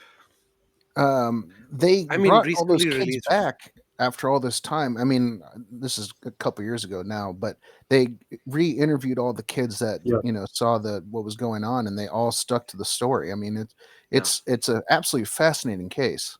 Yeah, and it has to do with technology and something. Is there really a uranium extraction or a uranium mine nearby the school? I'm not sure about that. Could be. I would have to look into that. There are a lot of mines in Africa, so it's Yeah. possible. Yeah, and then also, Peter Thiel and Elon Musk are both from South Africa. Oh yeah, that's right. That is right. Interesting. And they're all for technology, even though these beings, right? They said stay away from technology. Don't get too technological. Yeah, and take oh, basically did you what guys- we do. Oh, did you guys see Candace Owens said that Elon Musk and Peter Thiel are the Oh yeah, Yeah. yeah. like hybrids? Oh, So, Yeah, it's she crazy. said they're hybrids. It is Yeah. crazy. But That's the, probably next with Candace. the message from the children is like, also nuclear peace, disarmament, take care of Yep. the planet. Right? It's sort of repeating in many of these cases that the central message that's promoted or promulgated by UFO cults and religions and abductees and gotta stick to the script. Yeah, and the people who take psychedelics, you know, in the flower power movement, it's sort of all sort of echoes the same message. So maybe that, you know, goes back to Vallee's control structure, you know, that this phenomenon needs to control our progress somehow. But then, you know, then you sort of, you know, what Jesse Mitchell's like with the three theories, it can be benevolent, but it can also be seriously disturbing, right? So you can argue two ways. And then apart from that, you got in religious texts, you got at least two teams, right? And a lot of other entities in between that are sort of fighting each other. So if but even the religious aspect is also a control structure, right? There's a control structure that needs to be obeyed and abide by, and then it's like it's always been like this eternal struggle with, you know, human freedom and human enslavement. It's like it's always that in whatever context you put it in, and it can apply to the UAP issue as well, where, you know, maybe our elite cannot even get out of this system of control, so they're creating another system of control. Yeah, where they are the boss. Yeah, exactly. They're just like a bad child that's being raised in the wrong way. It's sort of copying the behavior of their parents, which is what Satan is supposed to be, right? In that context, the rebel, the rebellious, bringing light to humanity, or Prometheus, you know? Or Prometheus, yes, with Giorgiani. I mean, yep. His way of thinking. This one is also cool. This is an interview with one of the kids when he. Oh, is this the guy that says all fake? Three beings. Two of them kind of remained within the line of sight from the playground to the craft, and another one, which is also one of my most vivid memories, was one of the beings actually darting from the craft towards the direction of the swimming pool. The swimming pool, which was probably about 200, 300, 400 meters to the left of the playground. And the most peculiar thing was the way in which it moved, because it almost felt as if it would disappear and appear a few meters ahead of itself. Yeah, that one is new thinking a lot. Great, that's a great podcast. Absolutely. Yeah, but you know that's also something, you know, sort of the time dilation and sort of time mismatches and sort of the jumps in time that are often reported. Did you guys see the one from Joshua, that the Ross Coulthard interview about shadow people on nuclear bases? I don't think so. I did not. No. Oh wow, we covered that one yesterday, but I'm gonna play one more clip from it because it's, you know, I didn't have the time yesterday, but you know, this sort of fits into everything that we are talking about right now, and it's super cool. But he was sort of head security at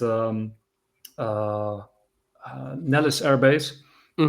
And basically it turns out that there are continuous reports about shadow beings on nuclear bases, not only there, but all over the place. And a lot of other crazy stuff, including UFOs. And this clip that I'm going to play is about a UFO encounter. They sort of see three lights, or at least, you know, people on the base sort of report that there are lights flying around, and they send them to check it out. And this is sort of, you know, the result. I'm gonna. Wait. So shadow beings on the base. Yeah, I remember. I just can't remember where I read this, where they would, even in secure areas, they would find evidence that something went in to look for something. Right? Okay. So this is first-hand reporting, first person. I guess a finisher on the previous incident. I did want to say that we did find out that we basically had lost about 20 to 30 minutes of time. Wow. And did it feel like that length of time? No. And that was basically after we were there for 10 minutes, I tried a radio check when I realized, wait, nothing's transmitting. We couldn't get through on the radios, so I made the call. Let's go back to the perimeter and make visual contact with the patrols on the inside, thinking our radios were fried or something. When we got, it was almost like we crossed a line, an invisible line. And as soon as you cross this line, all three of our radios started transmitting again. We started hearing people on the inside transmitting. And were they freaking out that you weren't responding? Yes, everyone was looking for us. And that's also what I can't explain, because we were in a kind of, from their point of view, our original position was kind of hidden to where they couldn't really see us. They knew where we were at. But once we left that position, it was flat desert. There's just no feasible way that patrols using night vision with high ground wouldn't have seen us walking. And nobody spotted us until we got close to where we had stopped our vehicles at. That's when patrols spotted us, which was about the same time that the radio started working. That's I was really told by freaky. my... So basically, they couldn't even get visuals on you at a time when you really should have been able to be seen. It should have been clear as day that we were walking back to the perimeter. They should have seen us long before, especially with night vision. Yeah, it doesn't make any sense. Wow. So this Wow. I mean, isn't that go to the dark forest theory? Right? Yep. Where advanced beings they cloak themselves. Yep. Using whatever technologies to do it. And it's not like it's a quiet or lonely universe. It's that anyone who's evolved to a level where they're like, wait a minute, we don't want anyone to know we're here, just cloak their entire civilization. Yeah, that's also what Brilliant said. Like, there's beings around you at all times that you are not aware of, right? And also, you know, just with the kid who was older from the Ariel phenomena or playground school, he also, you know, the way that the alien moved to the swimming pool, it sort of skipped. It was floating. Yeah. Yeah, it sort of skips out of time, like you know, there's sort of a and I think it was Skywatcher who also mentioned that Three Eye Atlas is also skipping, that you know, that it's sort of skipping ahead, like, you know, that the trajectory is not like consistent. Yes, they've predicted where it should be, and it's gone miles. Yeah, it's skipping more than that, right? Yeah, exactly. Well, I think this goes back also to ancient human civilizations, where we've always said there's beings that we can't see that are around us. Right? Islam talks about the jinn. The Irish talk about not elves, is it fairies? Fairies, yes, yeah, exactly. And they have their own worlds as well. And humans have gone there. They've taken humans there and brought them back.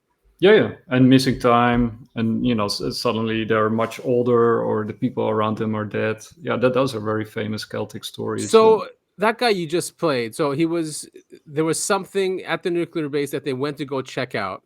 Is this, if I'm getting it right? And they went to go check it out, and they were invisible when they went to go check it out. When they left the area, they all of a sudden showed up.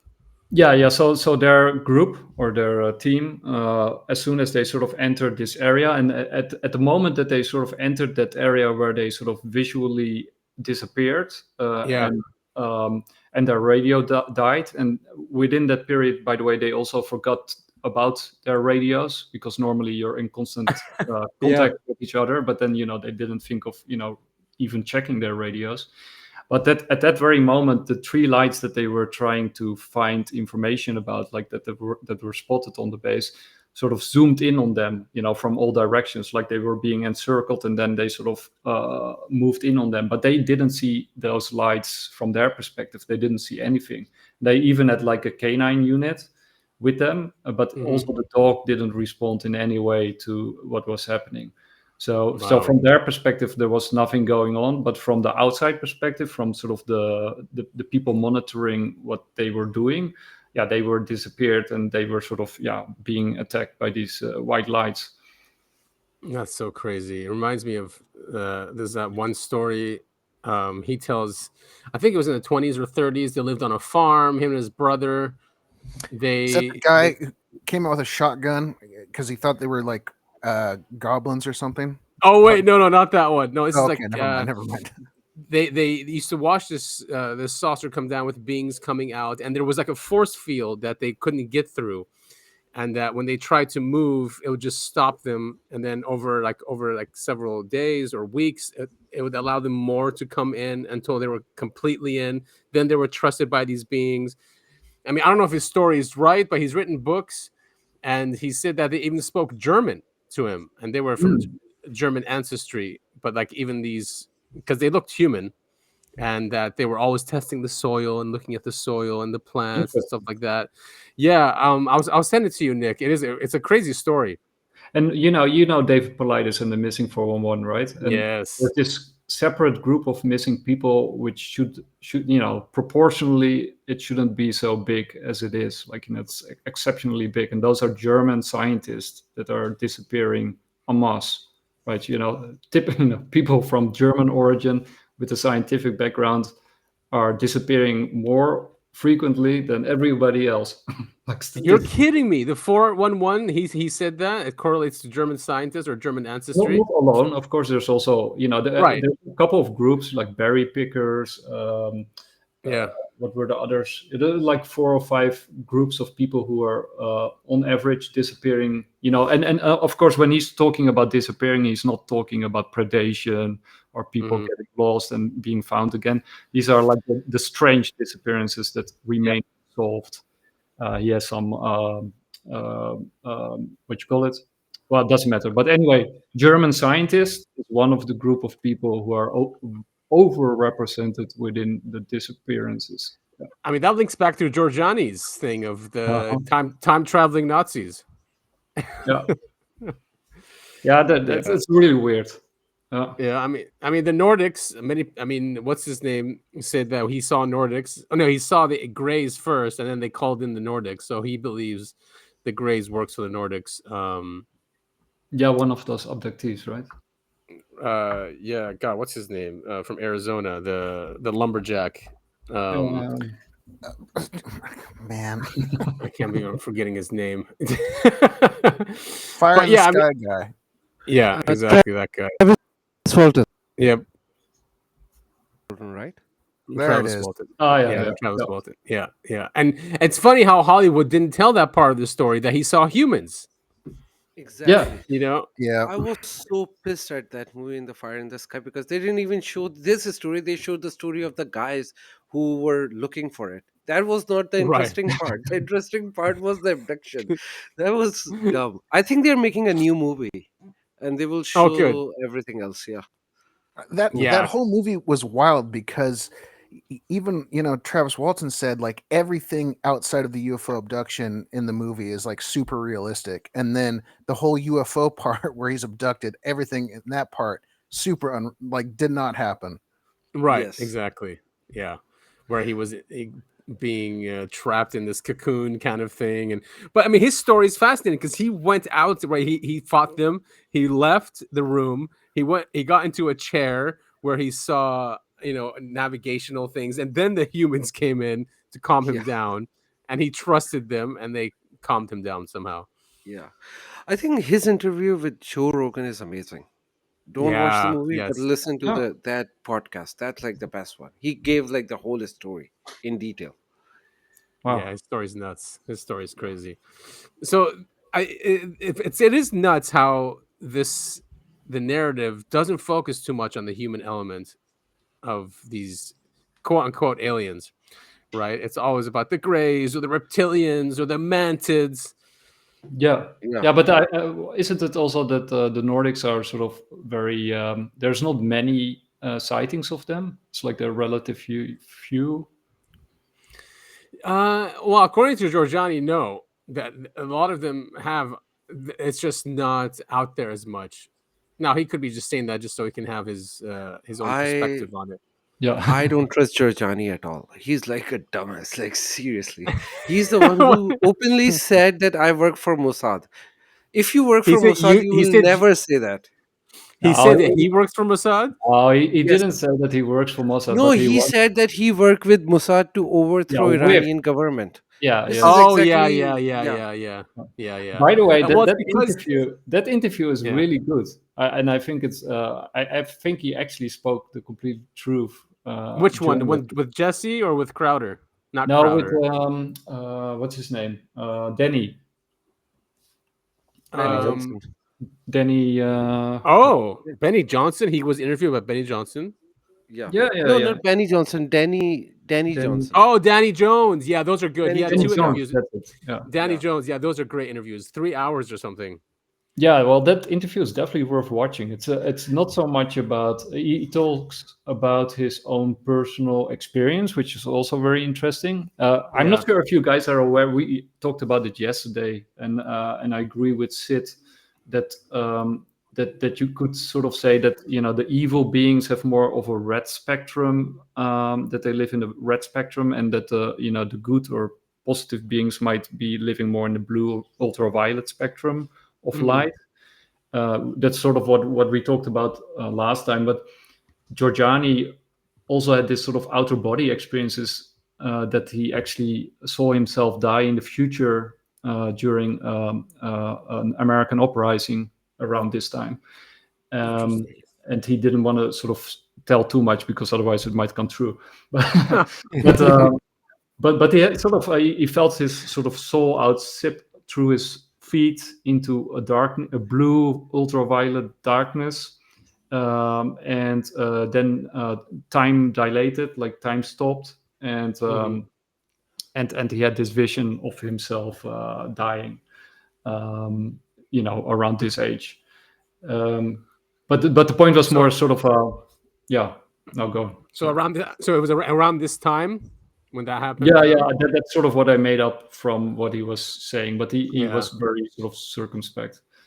I mean, yeah, the thing is with him, he's been always like a right-wing activist, right? And especially when it comes to like Iran and Trump. Yeah, and he never made a secret of it, right? It's not he's doing it in secret. No, he definitely didn't.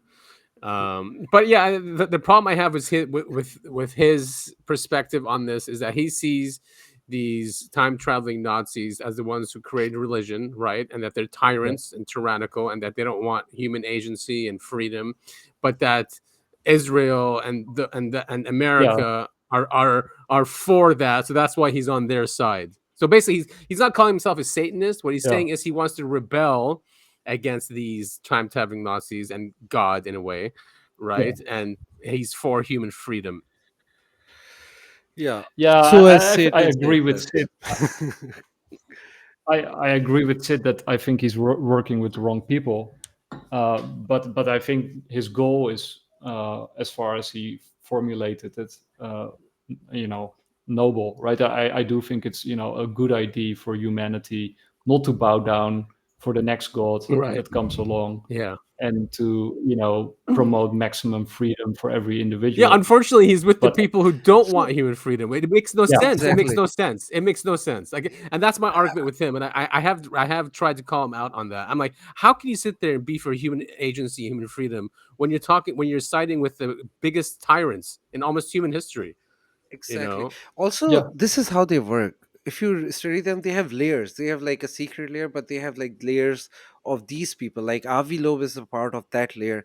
Giorgiani is a part of that layer. They do their misguidance. They are there to misinform people. So I don't trust a word from Giorgiani. Well, I don't even consider him a like a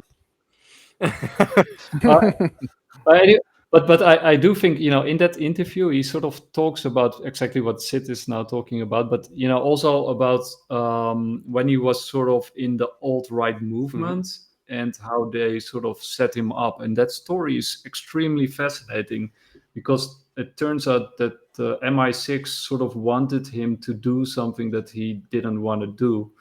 And what they tried to do was create a sort of new national fascism in the West by putting Giorgiani at the head of that. And that was not what he wanted, because he wanted a revolution in Iran, right? That was his goal. That was, what he openly stated. But they tried to merge UFOs, nationalism, and the alt-right into one thing that they probably can control, right? Because they thought they could control Giorgiani, right? Because they tried to bribe him and stuff. And so even though you can sort of disagree with him, I'm totally fine with that. And I also don't believe everything that he says. But he's a very interesting fellow with a very unique vision. I actually read some of his books, and they're very interesting. They're great books. As well. They're great books. I read them. Yeah, they are really good books. He's a wild thinker. He is I think interesting he's without a doubt. He's a very interesting fellow, but he is also an Mossad agent. So yeah, when it comes to the important subject, the guy just ignores it. You know, that's why I'm like, what? You know, why? How can you sit there and have such an expansive thought process, right, and analysis, and then just when it comes to this, you're like, nah, I'm with them, and they're on the good side of humanity. Yeah, but I think also, you know, it's also what we talked last time, right? When we did the ranking or the rating of the different disclosure people. You know, and then we went through Richard Dolan and Lue Elizondo, but we also ranked Ashton Forbes, right? And back then he was I muted him. I couldn't handle it anymore. I just can't handle it. I know. And I muted him too. I know. Okay. But back then when we did the show, all of this was not an issue yet. Yeah. And we ranked him a 9. We did? No, I didn't rank him 9. You ranked him a 9. I ranked him like 6. What did I rank him for? I'm interested in what I ranked. I think on average we came on an 8. I gave him a 9, and I think Moos gave him 8, and I think Sid gave him a 7. All right, well, Sid knew what was going on.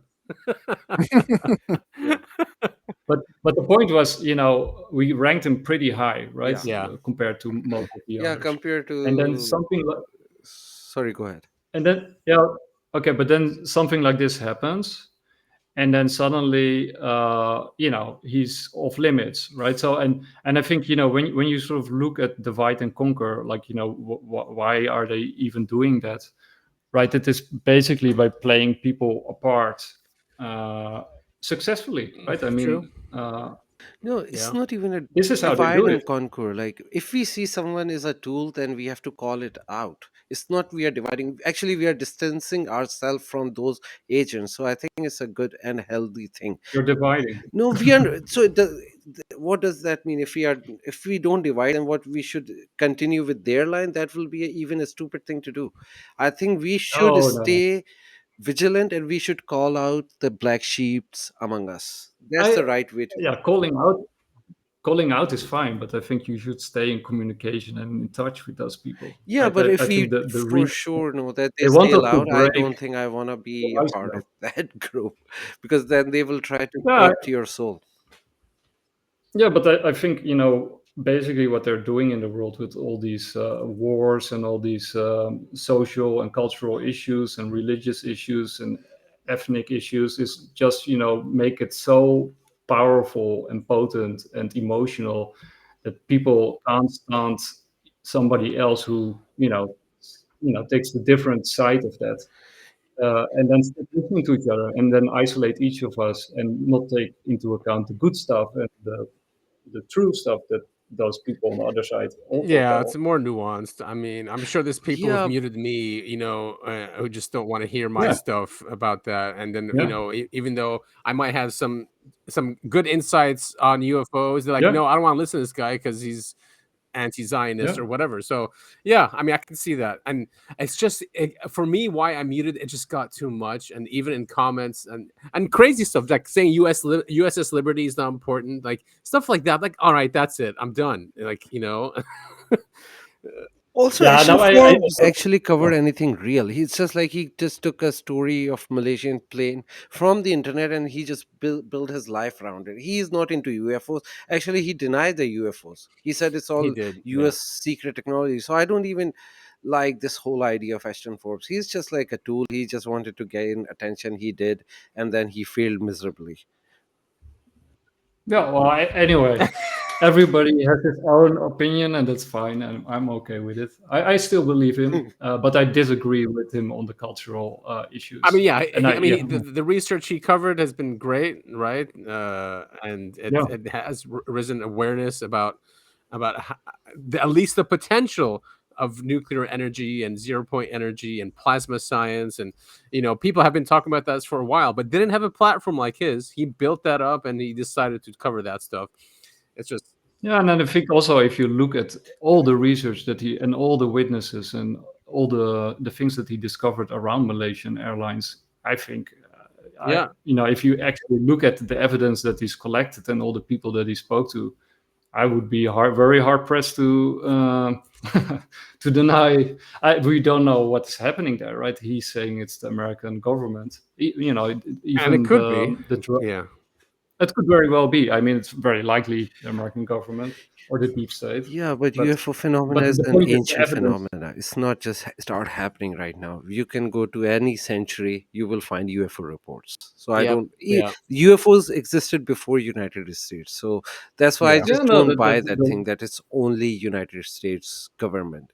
That's where I agree with you and where I disagree strongly with Ashton Forbes, right? I think you're absolutely right about it. But I think the Malaysian Airlines case, which is what he's focused on, I think that speaks for itself, right? I mean, he's collected so much data on it. And the data surrounding it is how the hoaxer would have known. I think the list goes to 20 or 30, right? That list is impressive. It's like you'd have to know this, and this to hoax it in the way it was hoaxed. It's definitely a crazy case. Absolutely, and we still haven't found it, guys. Do you want to wrap up with Carl Sagan? Before we do, I just sent you like an image sent just to finish up the last point about UFOs. Okay. Can you open it, like Nick? You just show it. Yeah, you know this one. It's a very it's a very famous rendition. I totally not. I'm not disagreeing with you on that. Yeah, no, but I just want to show the world that this is like actual event which happened in 1561. It's called I've heard about this. Yeah, so it's called 1561 Celestial Event over Nuremberg, and a lot of people saw these UFOs. I actually modernized it with the recent report, but basically they were seeing two types of different battleships who were fighting with each other. One was black, one was red, and then there were the third group which was observant, and they were they had a battle. A lot of people reported that this was in the newspapers, and then it disappeared. And after like 5 years, this phenomena appeared in a different city of Europe. I can't remember the name, but also that happened. So this UFO thing has been happening a lot of the time, and in those descriptions on the newspaper, the way they defined is like they were seeing spheres, they were seeing orbs, they were seeing this is the actual report from the back in the day. So these are all the things they were defined back in the time. Look at that. Cylinders, spheres, saucers, and the triangle was very important, and that was an actual battle they saw. Yeah, and what is it? Is it the Mahabharata? Is it that one? The one from India? That there's also they had wars in the sky, right? And even like nuclear weapons, even. Yeah, but the Mahabharata thing is like nobody experienced it, right? But this happened just in like 500 years ago, and there were so many witnesses. So this is like very credible thing. No, absolutely, and it's also a really nice artwork that you made out of it. I like it. Yeah, I just made it very cool. Like I just reimagined it because nobody was paying attention when I draw it. Now it's like more mainstream, but I made it like 2-3 years ago, and the reason for that is like I wanted to bring the light to that event. It's a very important event. Hey guys, do you also know? Speaking about that time, that was around the 18th century, I think. Do you also know about Emanuel Swedenborg? Have you ever covered that? I don't think so. Emmanuel who? Emanuel Swedenborg. You got Immanuel Kant. He's like the famous philosopher. And he was actually inspired by Emanuel Swedenborg's writing. And Emanuel Swedenborg was a scientist and a philosopher and a mystic. And he predicted, not predicted, he had like a vision of the Great Stockholm Fire while it was happening. Huh. So, yeah, and that was in 1759. I just pulled it up, by the way. But it's really insane because, wait, I'll just read it because it's too insane. And he had like multiple witnesses. He had like 20 prominent witnesses who were at him at the time as it was happening. So I'll read it up to you guys. So he saw it at a distance.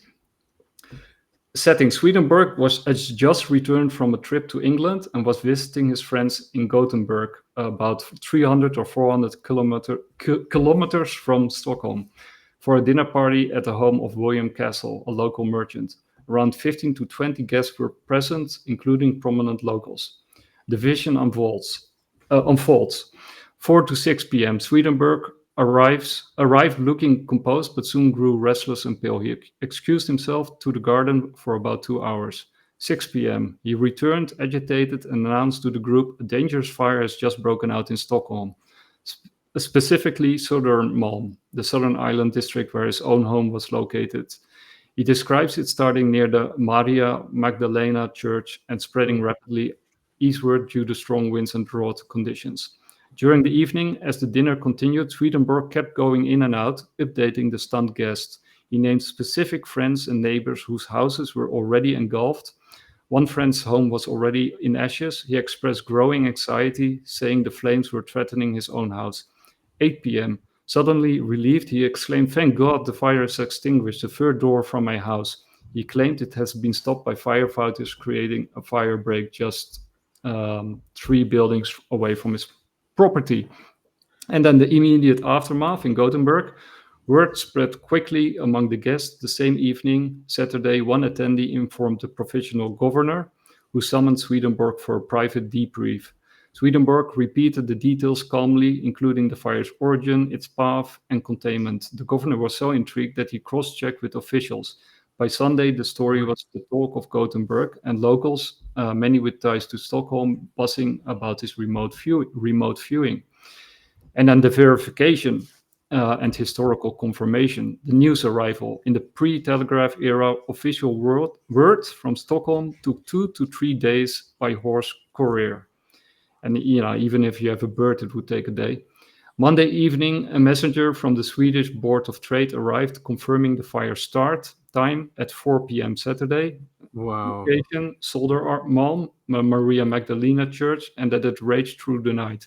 Tuesday, a royal courier brought fuller details, matching exactly Swedenborg's account to the hour, including the exact spread, affected buildings, and extinguishment around 8 p.m. precisely 3 doors away from his house. What? Wow. Yeah. This is all corroborated, and nobody has ever disproved or debunked this. So he went outside and saw the fire live, even though it wasn't happening until days after. Yeah, 300 or 400 meters. Kilometers away. That is Yeah, nuts. I think he remote Totally viewed nuts. it. Yeah, for That's sure. what it sounds like. Yeah. Maybe he took acid or something. I don't know what they were doing at that dinner party. But he's like you also got a movie, Things Heard and Seen, on Netflix about sort of about him, or sort of about his philosophy and his theories, because he believed in a duality. Because of Immanuel Kant has like the world of noumena, the things in themselves, and the phenomenal world that we can see and perceive. And basically, that sort of duality between the unseen and the seen is also within Swedenborg's ideas. And sort of you got this spiritual realm that is non-local, as Skip Atwater would say. It is beyond space and time. And that is also sort of he took a lot of these ideas from Swedenborg and put them in the Critique of der reinen Vernunft. And now they're sort of standard philosophy in Western tradition. Very cool. I've never heard of that. Yeah. That's very cool. Never heard of it. Yeah. Well, Swedenborg, I mean, yeah. Very cool. So was he a philosopher, Swedenborg, you said? Yeah, Swedenborg was also a philosopher. So he wrote a lot of things, and he sort of worked out his whole idea about these two realms, and about Clitorians and spirits and where we go after we die. And he had this whole sort of metaphysics around it. And Immanuel Kant, in his early days, he studied Swedenborg, also, of course, because of this incident of the clairvoyance.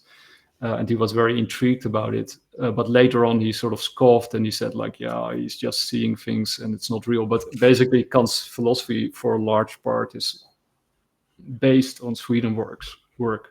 Very cool. And was this around the same? When was he prominent? Was that around the same time as Steiner? No, Steiner was later. So that's more like late 18th century. Yeah. And this is more like late 17th century, early 18th century. Wow. Yeah, and it's funny because they're all both called Immanuel. So it's Immanuel Kant with an I, and then Immanuel Swedenborg with an E. So.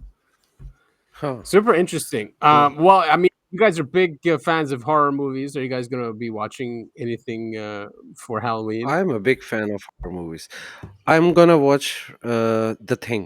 I love that movie. Hey, all right. I was just going to bring up John Carpenter. Though I was going to watch a bunch of his movies. Which ones? Yo, he's great. Yeah, I mean, you got In the Mouth of Madness. You got I think Prince he's of a Darkness, legend. He's They like the Live. best. They Live, and then one of my favorite one is like that. That is Snake Plissken one. Escape from New York. LA. I love that. Yeah. Escape so from LA. good. That's a amazing. classic. It's just easy. Yeah.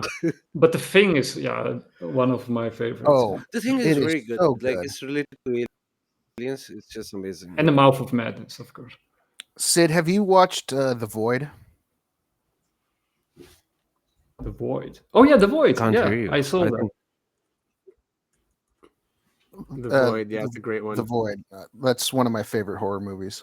Yeah, it's a new one. Yeah, Otherwise, newish. Sid, you might have to go in and out. Sorry about that. I think we lost Sid. No, Sid, I if you think can I'm hear- losing oh, yeah. internet connection or something. Oh, I can hear him. Yeah, me too. Okay, sure. Yeah. I just lost a connection for a second or something. No problem. Yeah, no, The Void is really cool. I'm actually gonna do a horror marathon with my nephews and 2 friends. And we're gonna watch 4 films in a row. Oh, nice. wow. Which We're ones? gonna- The Substance, which I love. The Weapons, the new one. That movie is pretty wild. It's really cool. Actually, I have seen all 4, but I don't mind watching movies again. And Yeah, then right. 2 French movies that I really love. One is called Switchblade Romance, and the other one is called L'Intérieur, or Inside. Those are not so well known, but they're classics. They're really good. Switchblade Romance. Oh, I haven't seen this one. Looks fun. Yep. Yeah, definitely see it. If you haven't seen it, it's a treat. 2013. Wow. Alexander Aya. I also think, like before he, the traditional the traditional movies like Hocus Pocus. I love that. I'm gonna watch it. And then there's like That's a good one one. funny movie called Stan Helsing. I love that too. They're like comedy movies. They're funny. I like those kind of movies too for Halloween. Nice. Stan So- Helsing. Yeah. I think we had a fun discussion. It was, Absolutely. Definitely. we covered a lot of ground, and so this is sort of the start of your beginning of Nice. Bitcoin Live. I like it because we talked a lot about philosophy, about a lot about consciousness, which is really the most important, aspects of this phenomenon. The infighting is stupid, and the targeting is stupid, and it's a waste of time because it doesn't really. Yeah, and take- also a waste of resources, right? Because I think a lot of Yeah. good people, or at least a lot of good points that people bring to the table get lost due to the stupid infighting and Yeah. Right. Yeah. Exactly. Yeah. And it's the eternal struggle of human freedom and enslavement, and we're all about decentralization and maximum human freedom. Yep. In all counts, in all aspects, and right? differences of opinion, right? Yeah. Yes, of course. Yes, exactly. And then we can end it with Carl Sagan one. What? Yes. Okay. My favorite Good clip. idea. Good idea. And it fits with everything that we discussed. So, all right, nice. It's about Flatland. Yeah. Oh yes, this one. Three-dimensional creature sees an attractive, congenial-looking square, watches it enter its house, and decides in a gesture of interdimensional amity to say hello. Hello, says the three-dimensional creature. How are you? I am a visitor from the third dimension. Well, the poor square looks around his closed house, sees no one there, and what's more, has witnessed a greeting coming from his insides, a voice from within. He surely is getting a little worried about his sanity. The three-dimensional creature is unhappy about being considered a psychological aberration, and so he descends to actually enter Flatland. Now, a three-dimensional creature exists in Flatland only partially. Only a plane, a cross-section through him can be seen. So when the three-dimensional creature first reaches Flatland, it's only the points of contact which can be seen, and we'll represent that by stamping the apple in this ink pad and placing that image in Flatland. And as the apple were to descend through, slither by Flatland, we would progressively see higher and higher slices, which we can represent by cutting the apple. So the square, as time goes on, sees a set of objects mysteriously appear from nowhere and inside a closed room and change their shape dramatically. His only conclusion could be that he's gone bonkers. Well, the apple might be a little annoyed at this conclusion, and so, not such a friendly gesture from dimension to dimension, makes a contact with the square from below and sends our flat creature fluttering and spinning above Flatland. At first, the square has no idea what's happening. He's terribly confused. This is utterly outside his experience. But after a while, he comes to realize that he is seeing inside closed rooms in Flatland. He is looking inside his fellow flat creatures. He is seeing Flatland from a perspective no one has ever seen it before to his knowledge. Getting into another dimension provides as an incidental benefit a kind of X-ray vision. Now our flat creature slowly descends to the surface, and his friends rush up to see him. From their point of view, he has mysteriously appeared from nowhere. He hasn't walked from somewhere else. He's come from some other place. They say, for heaven's sake, what's happened to you? And the poor square has to say, well, I was in some other mystic dimension called up. And they will pat him on his side and comfort him, or else they'll ask, well, show us, where is that third dimension? Point to it. And the poor square will be unable to comply. But maybe more interesting is the other direction in dimensionality. What about the fourth dimension? So cool, great. man. Yeah. So cool. Yes. He's a great thinker. Was a great thinker. And they got to him, right? Because at first he was sort of open to UFOs, and then suddenly he sort of changed his mind, and then he said, like, extraordinary claims need extraordinary evidence, and that has been haunting the UFO world forever. But even as early as the oh shoot, I just had their names on mind. The Adam, what's the name of that couple that got abducted at the same time back in the Betty 60s? and Barney Hill? Betty and Barney Hill. Yeah. Thank you. Even as early as then, when she came back and she was like, here's the star map, that they showed me. Even then he was like, oh, this is nothing. This could be anything. Right. Yeah, exactly. They definitely got to him. And we spoke about this before, Nick, and I was supposed to send you something. I just sent it to you now because I found it when he was talking about how to use NORAD and how they can update their systems to watch for uncorrelated targets. It was in 1968, so I think it's before they got to him. Yeah. Also, looking up- he's the one who created SETI Institute. So I think he wanted to do the right thing, but I think he was blackmailed heavily.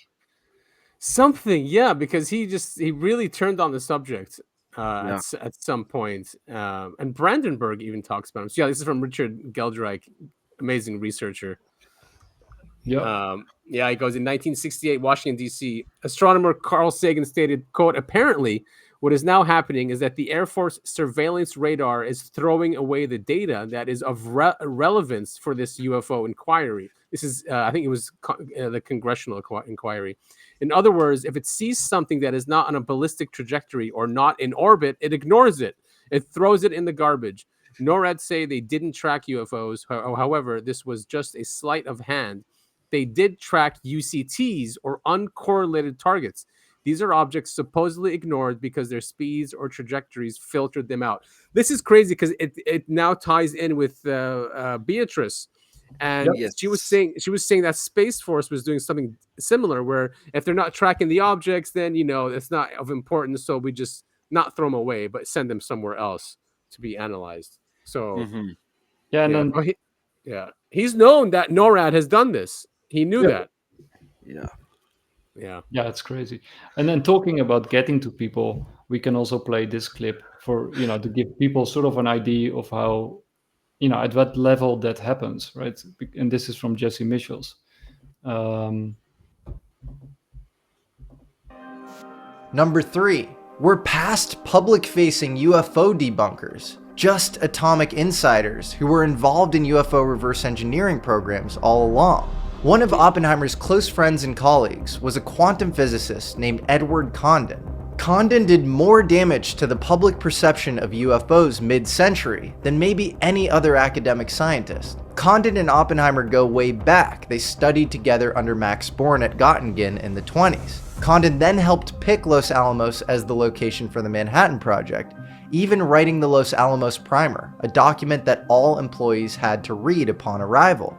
After leaving the Manhattan Project, Condon even helped draft the McMahon Atomic Secrecy Act of '46, which was the Atomic Energy Act of '54's predecessor. So clearly the guy was clued into atomic secrets. Again, the Atomic Energy Act of '54 is what Grush is saying governs UFO secrets. So clearly Condon was an atomic insider, and if the atomic programs had anything to do with UFOs, he probably knew a thing or two about UFOs as well. Now, the public-facing story is that Condon clashed with General Leslie Groves over just how extreme the atomic secrecy was at the start of the Manhattan Project. In the 50s, Condon then loses his clearance, like Oppenheimer, over communist sympathies. He then goes on to work on civilian science outreach initiatives. Then randomly, he pops back up in 1966, and his clearance is mysteriously restored. He's then placed on a panel, which deals a death blow to UFO research, claiming it's all a waste of time and money.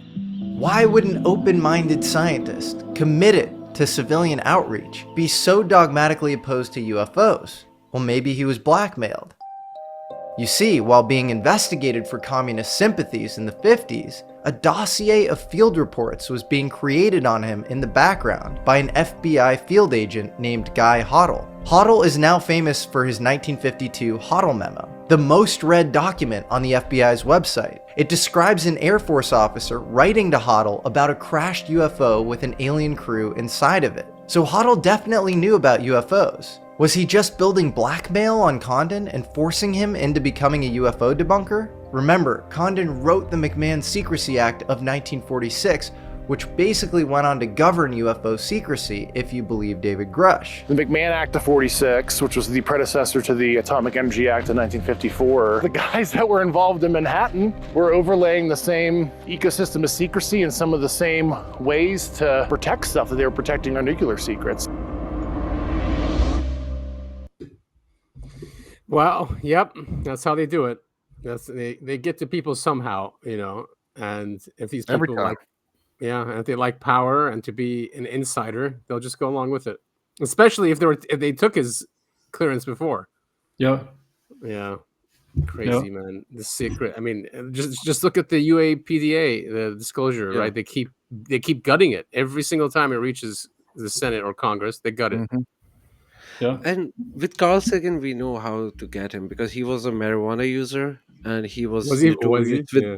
Oh yeah, he was like a very famous marijuana user, and it was 80s, and it was a big crime. And secondly, he Yeah. was involved in a lot of affairs, so I Uh, think they also got him through that. He was cheating on his wife, and then he later on divorced because of Hmm. that. So that is Yeah. like a so he had issues, but like all the people have issues, right? Nobody's perfect, so it was very Right. easy to get him. Yeah, and Menzel, that was another one they showed. I mean, Beatriz, and with her research, he destroyed some astronomical plates Yeah. from that Yeah. same observatory, Yeah. and he Yeah. was a debunker. Yeah. That's I don't have that clip ready, but that's definitely in the same order of business. Yeah. Yeah. So I mean, it's a small world up there of debunkers and people that, the high profile debunkers at least. Like Mick West. Like, yeah. What is? I don't know what is his deal, unless he's like some MI6 guy. I just don't understand his thing unless he's truly just a skeptic. But it's just he takes so much crap. It's crazy. Hey guys, have you ever seen that horror movie Late Night with the Devil? It's a really Oh good- yeah, yes. I haven't. No. Oh, No, I yeah, haven't okay, seen it. go see it. I think it's also on Netflix. But actually, I don't want to spoil it too much. But there's a debunker in the panel, and he's sort of trying to debunk what is happening during that show, and that show is sort of like a very special show because it is sort of the last show, and something really crazy happens. So I'm not going to spoil it. But it turns out that the debunk. No, okay, I shouldn't spoil it. Okay, anyway, go watch it.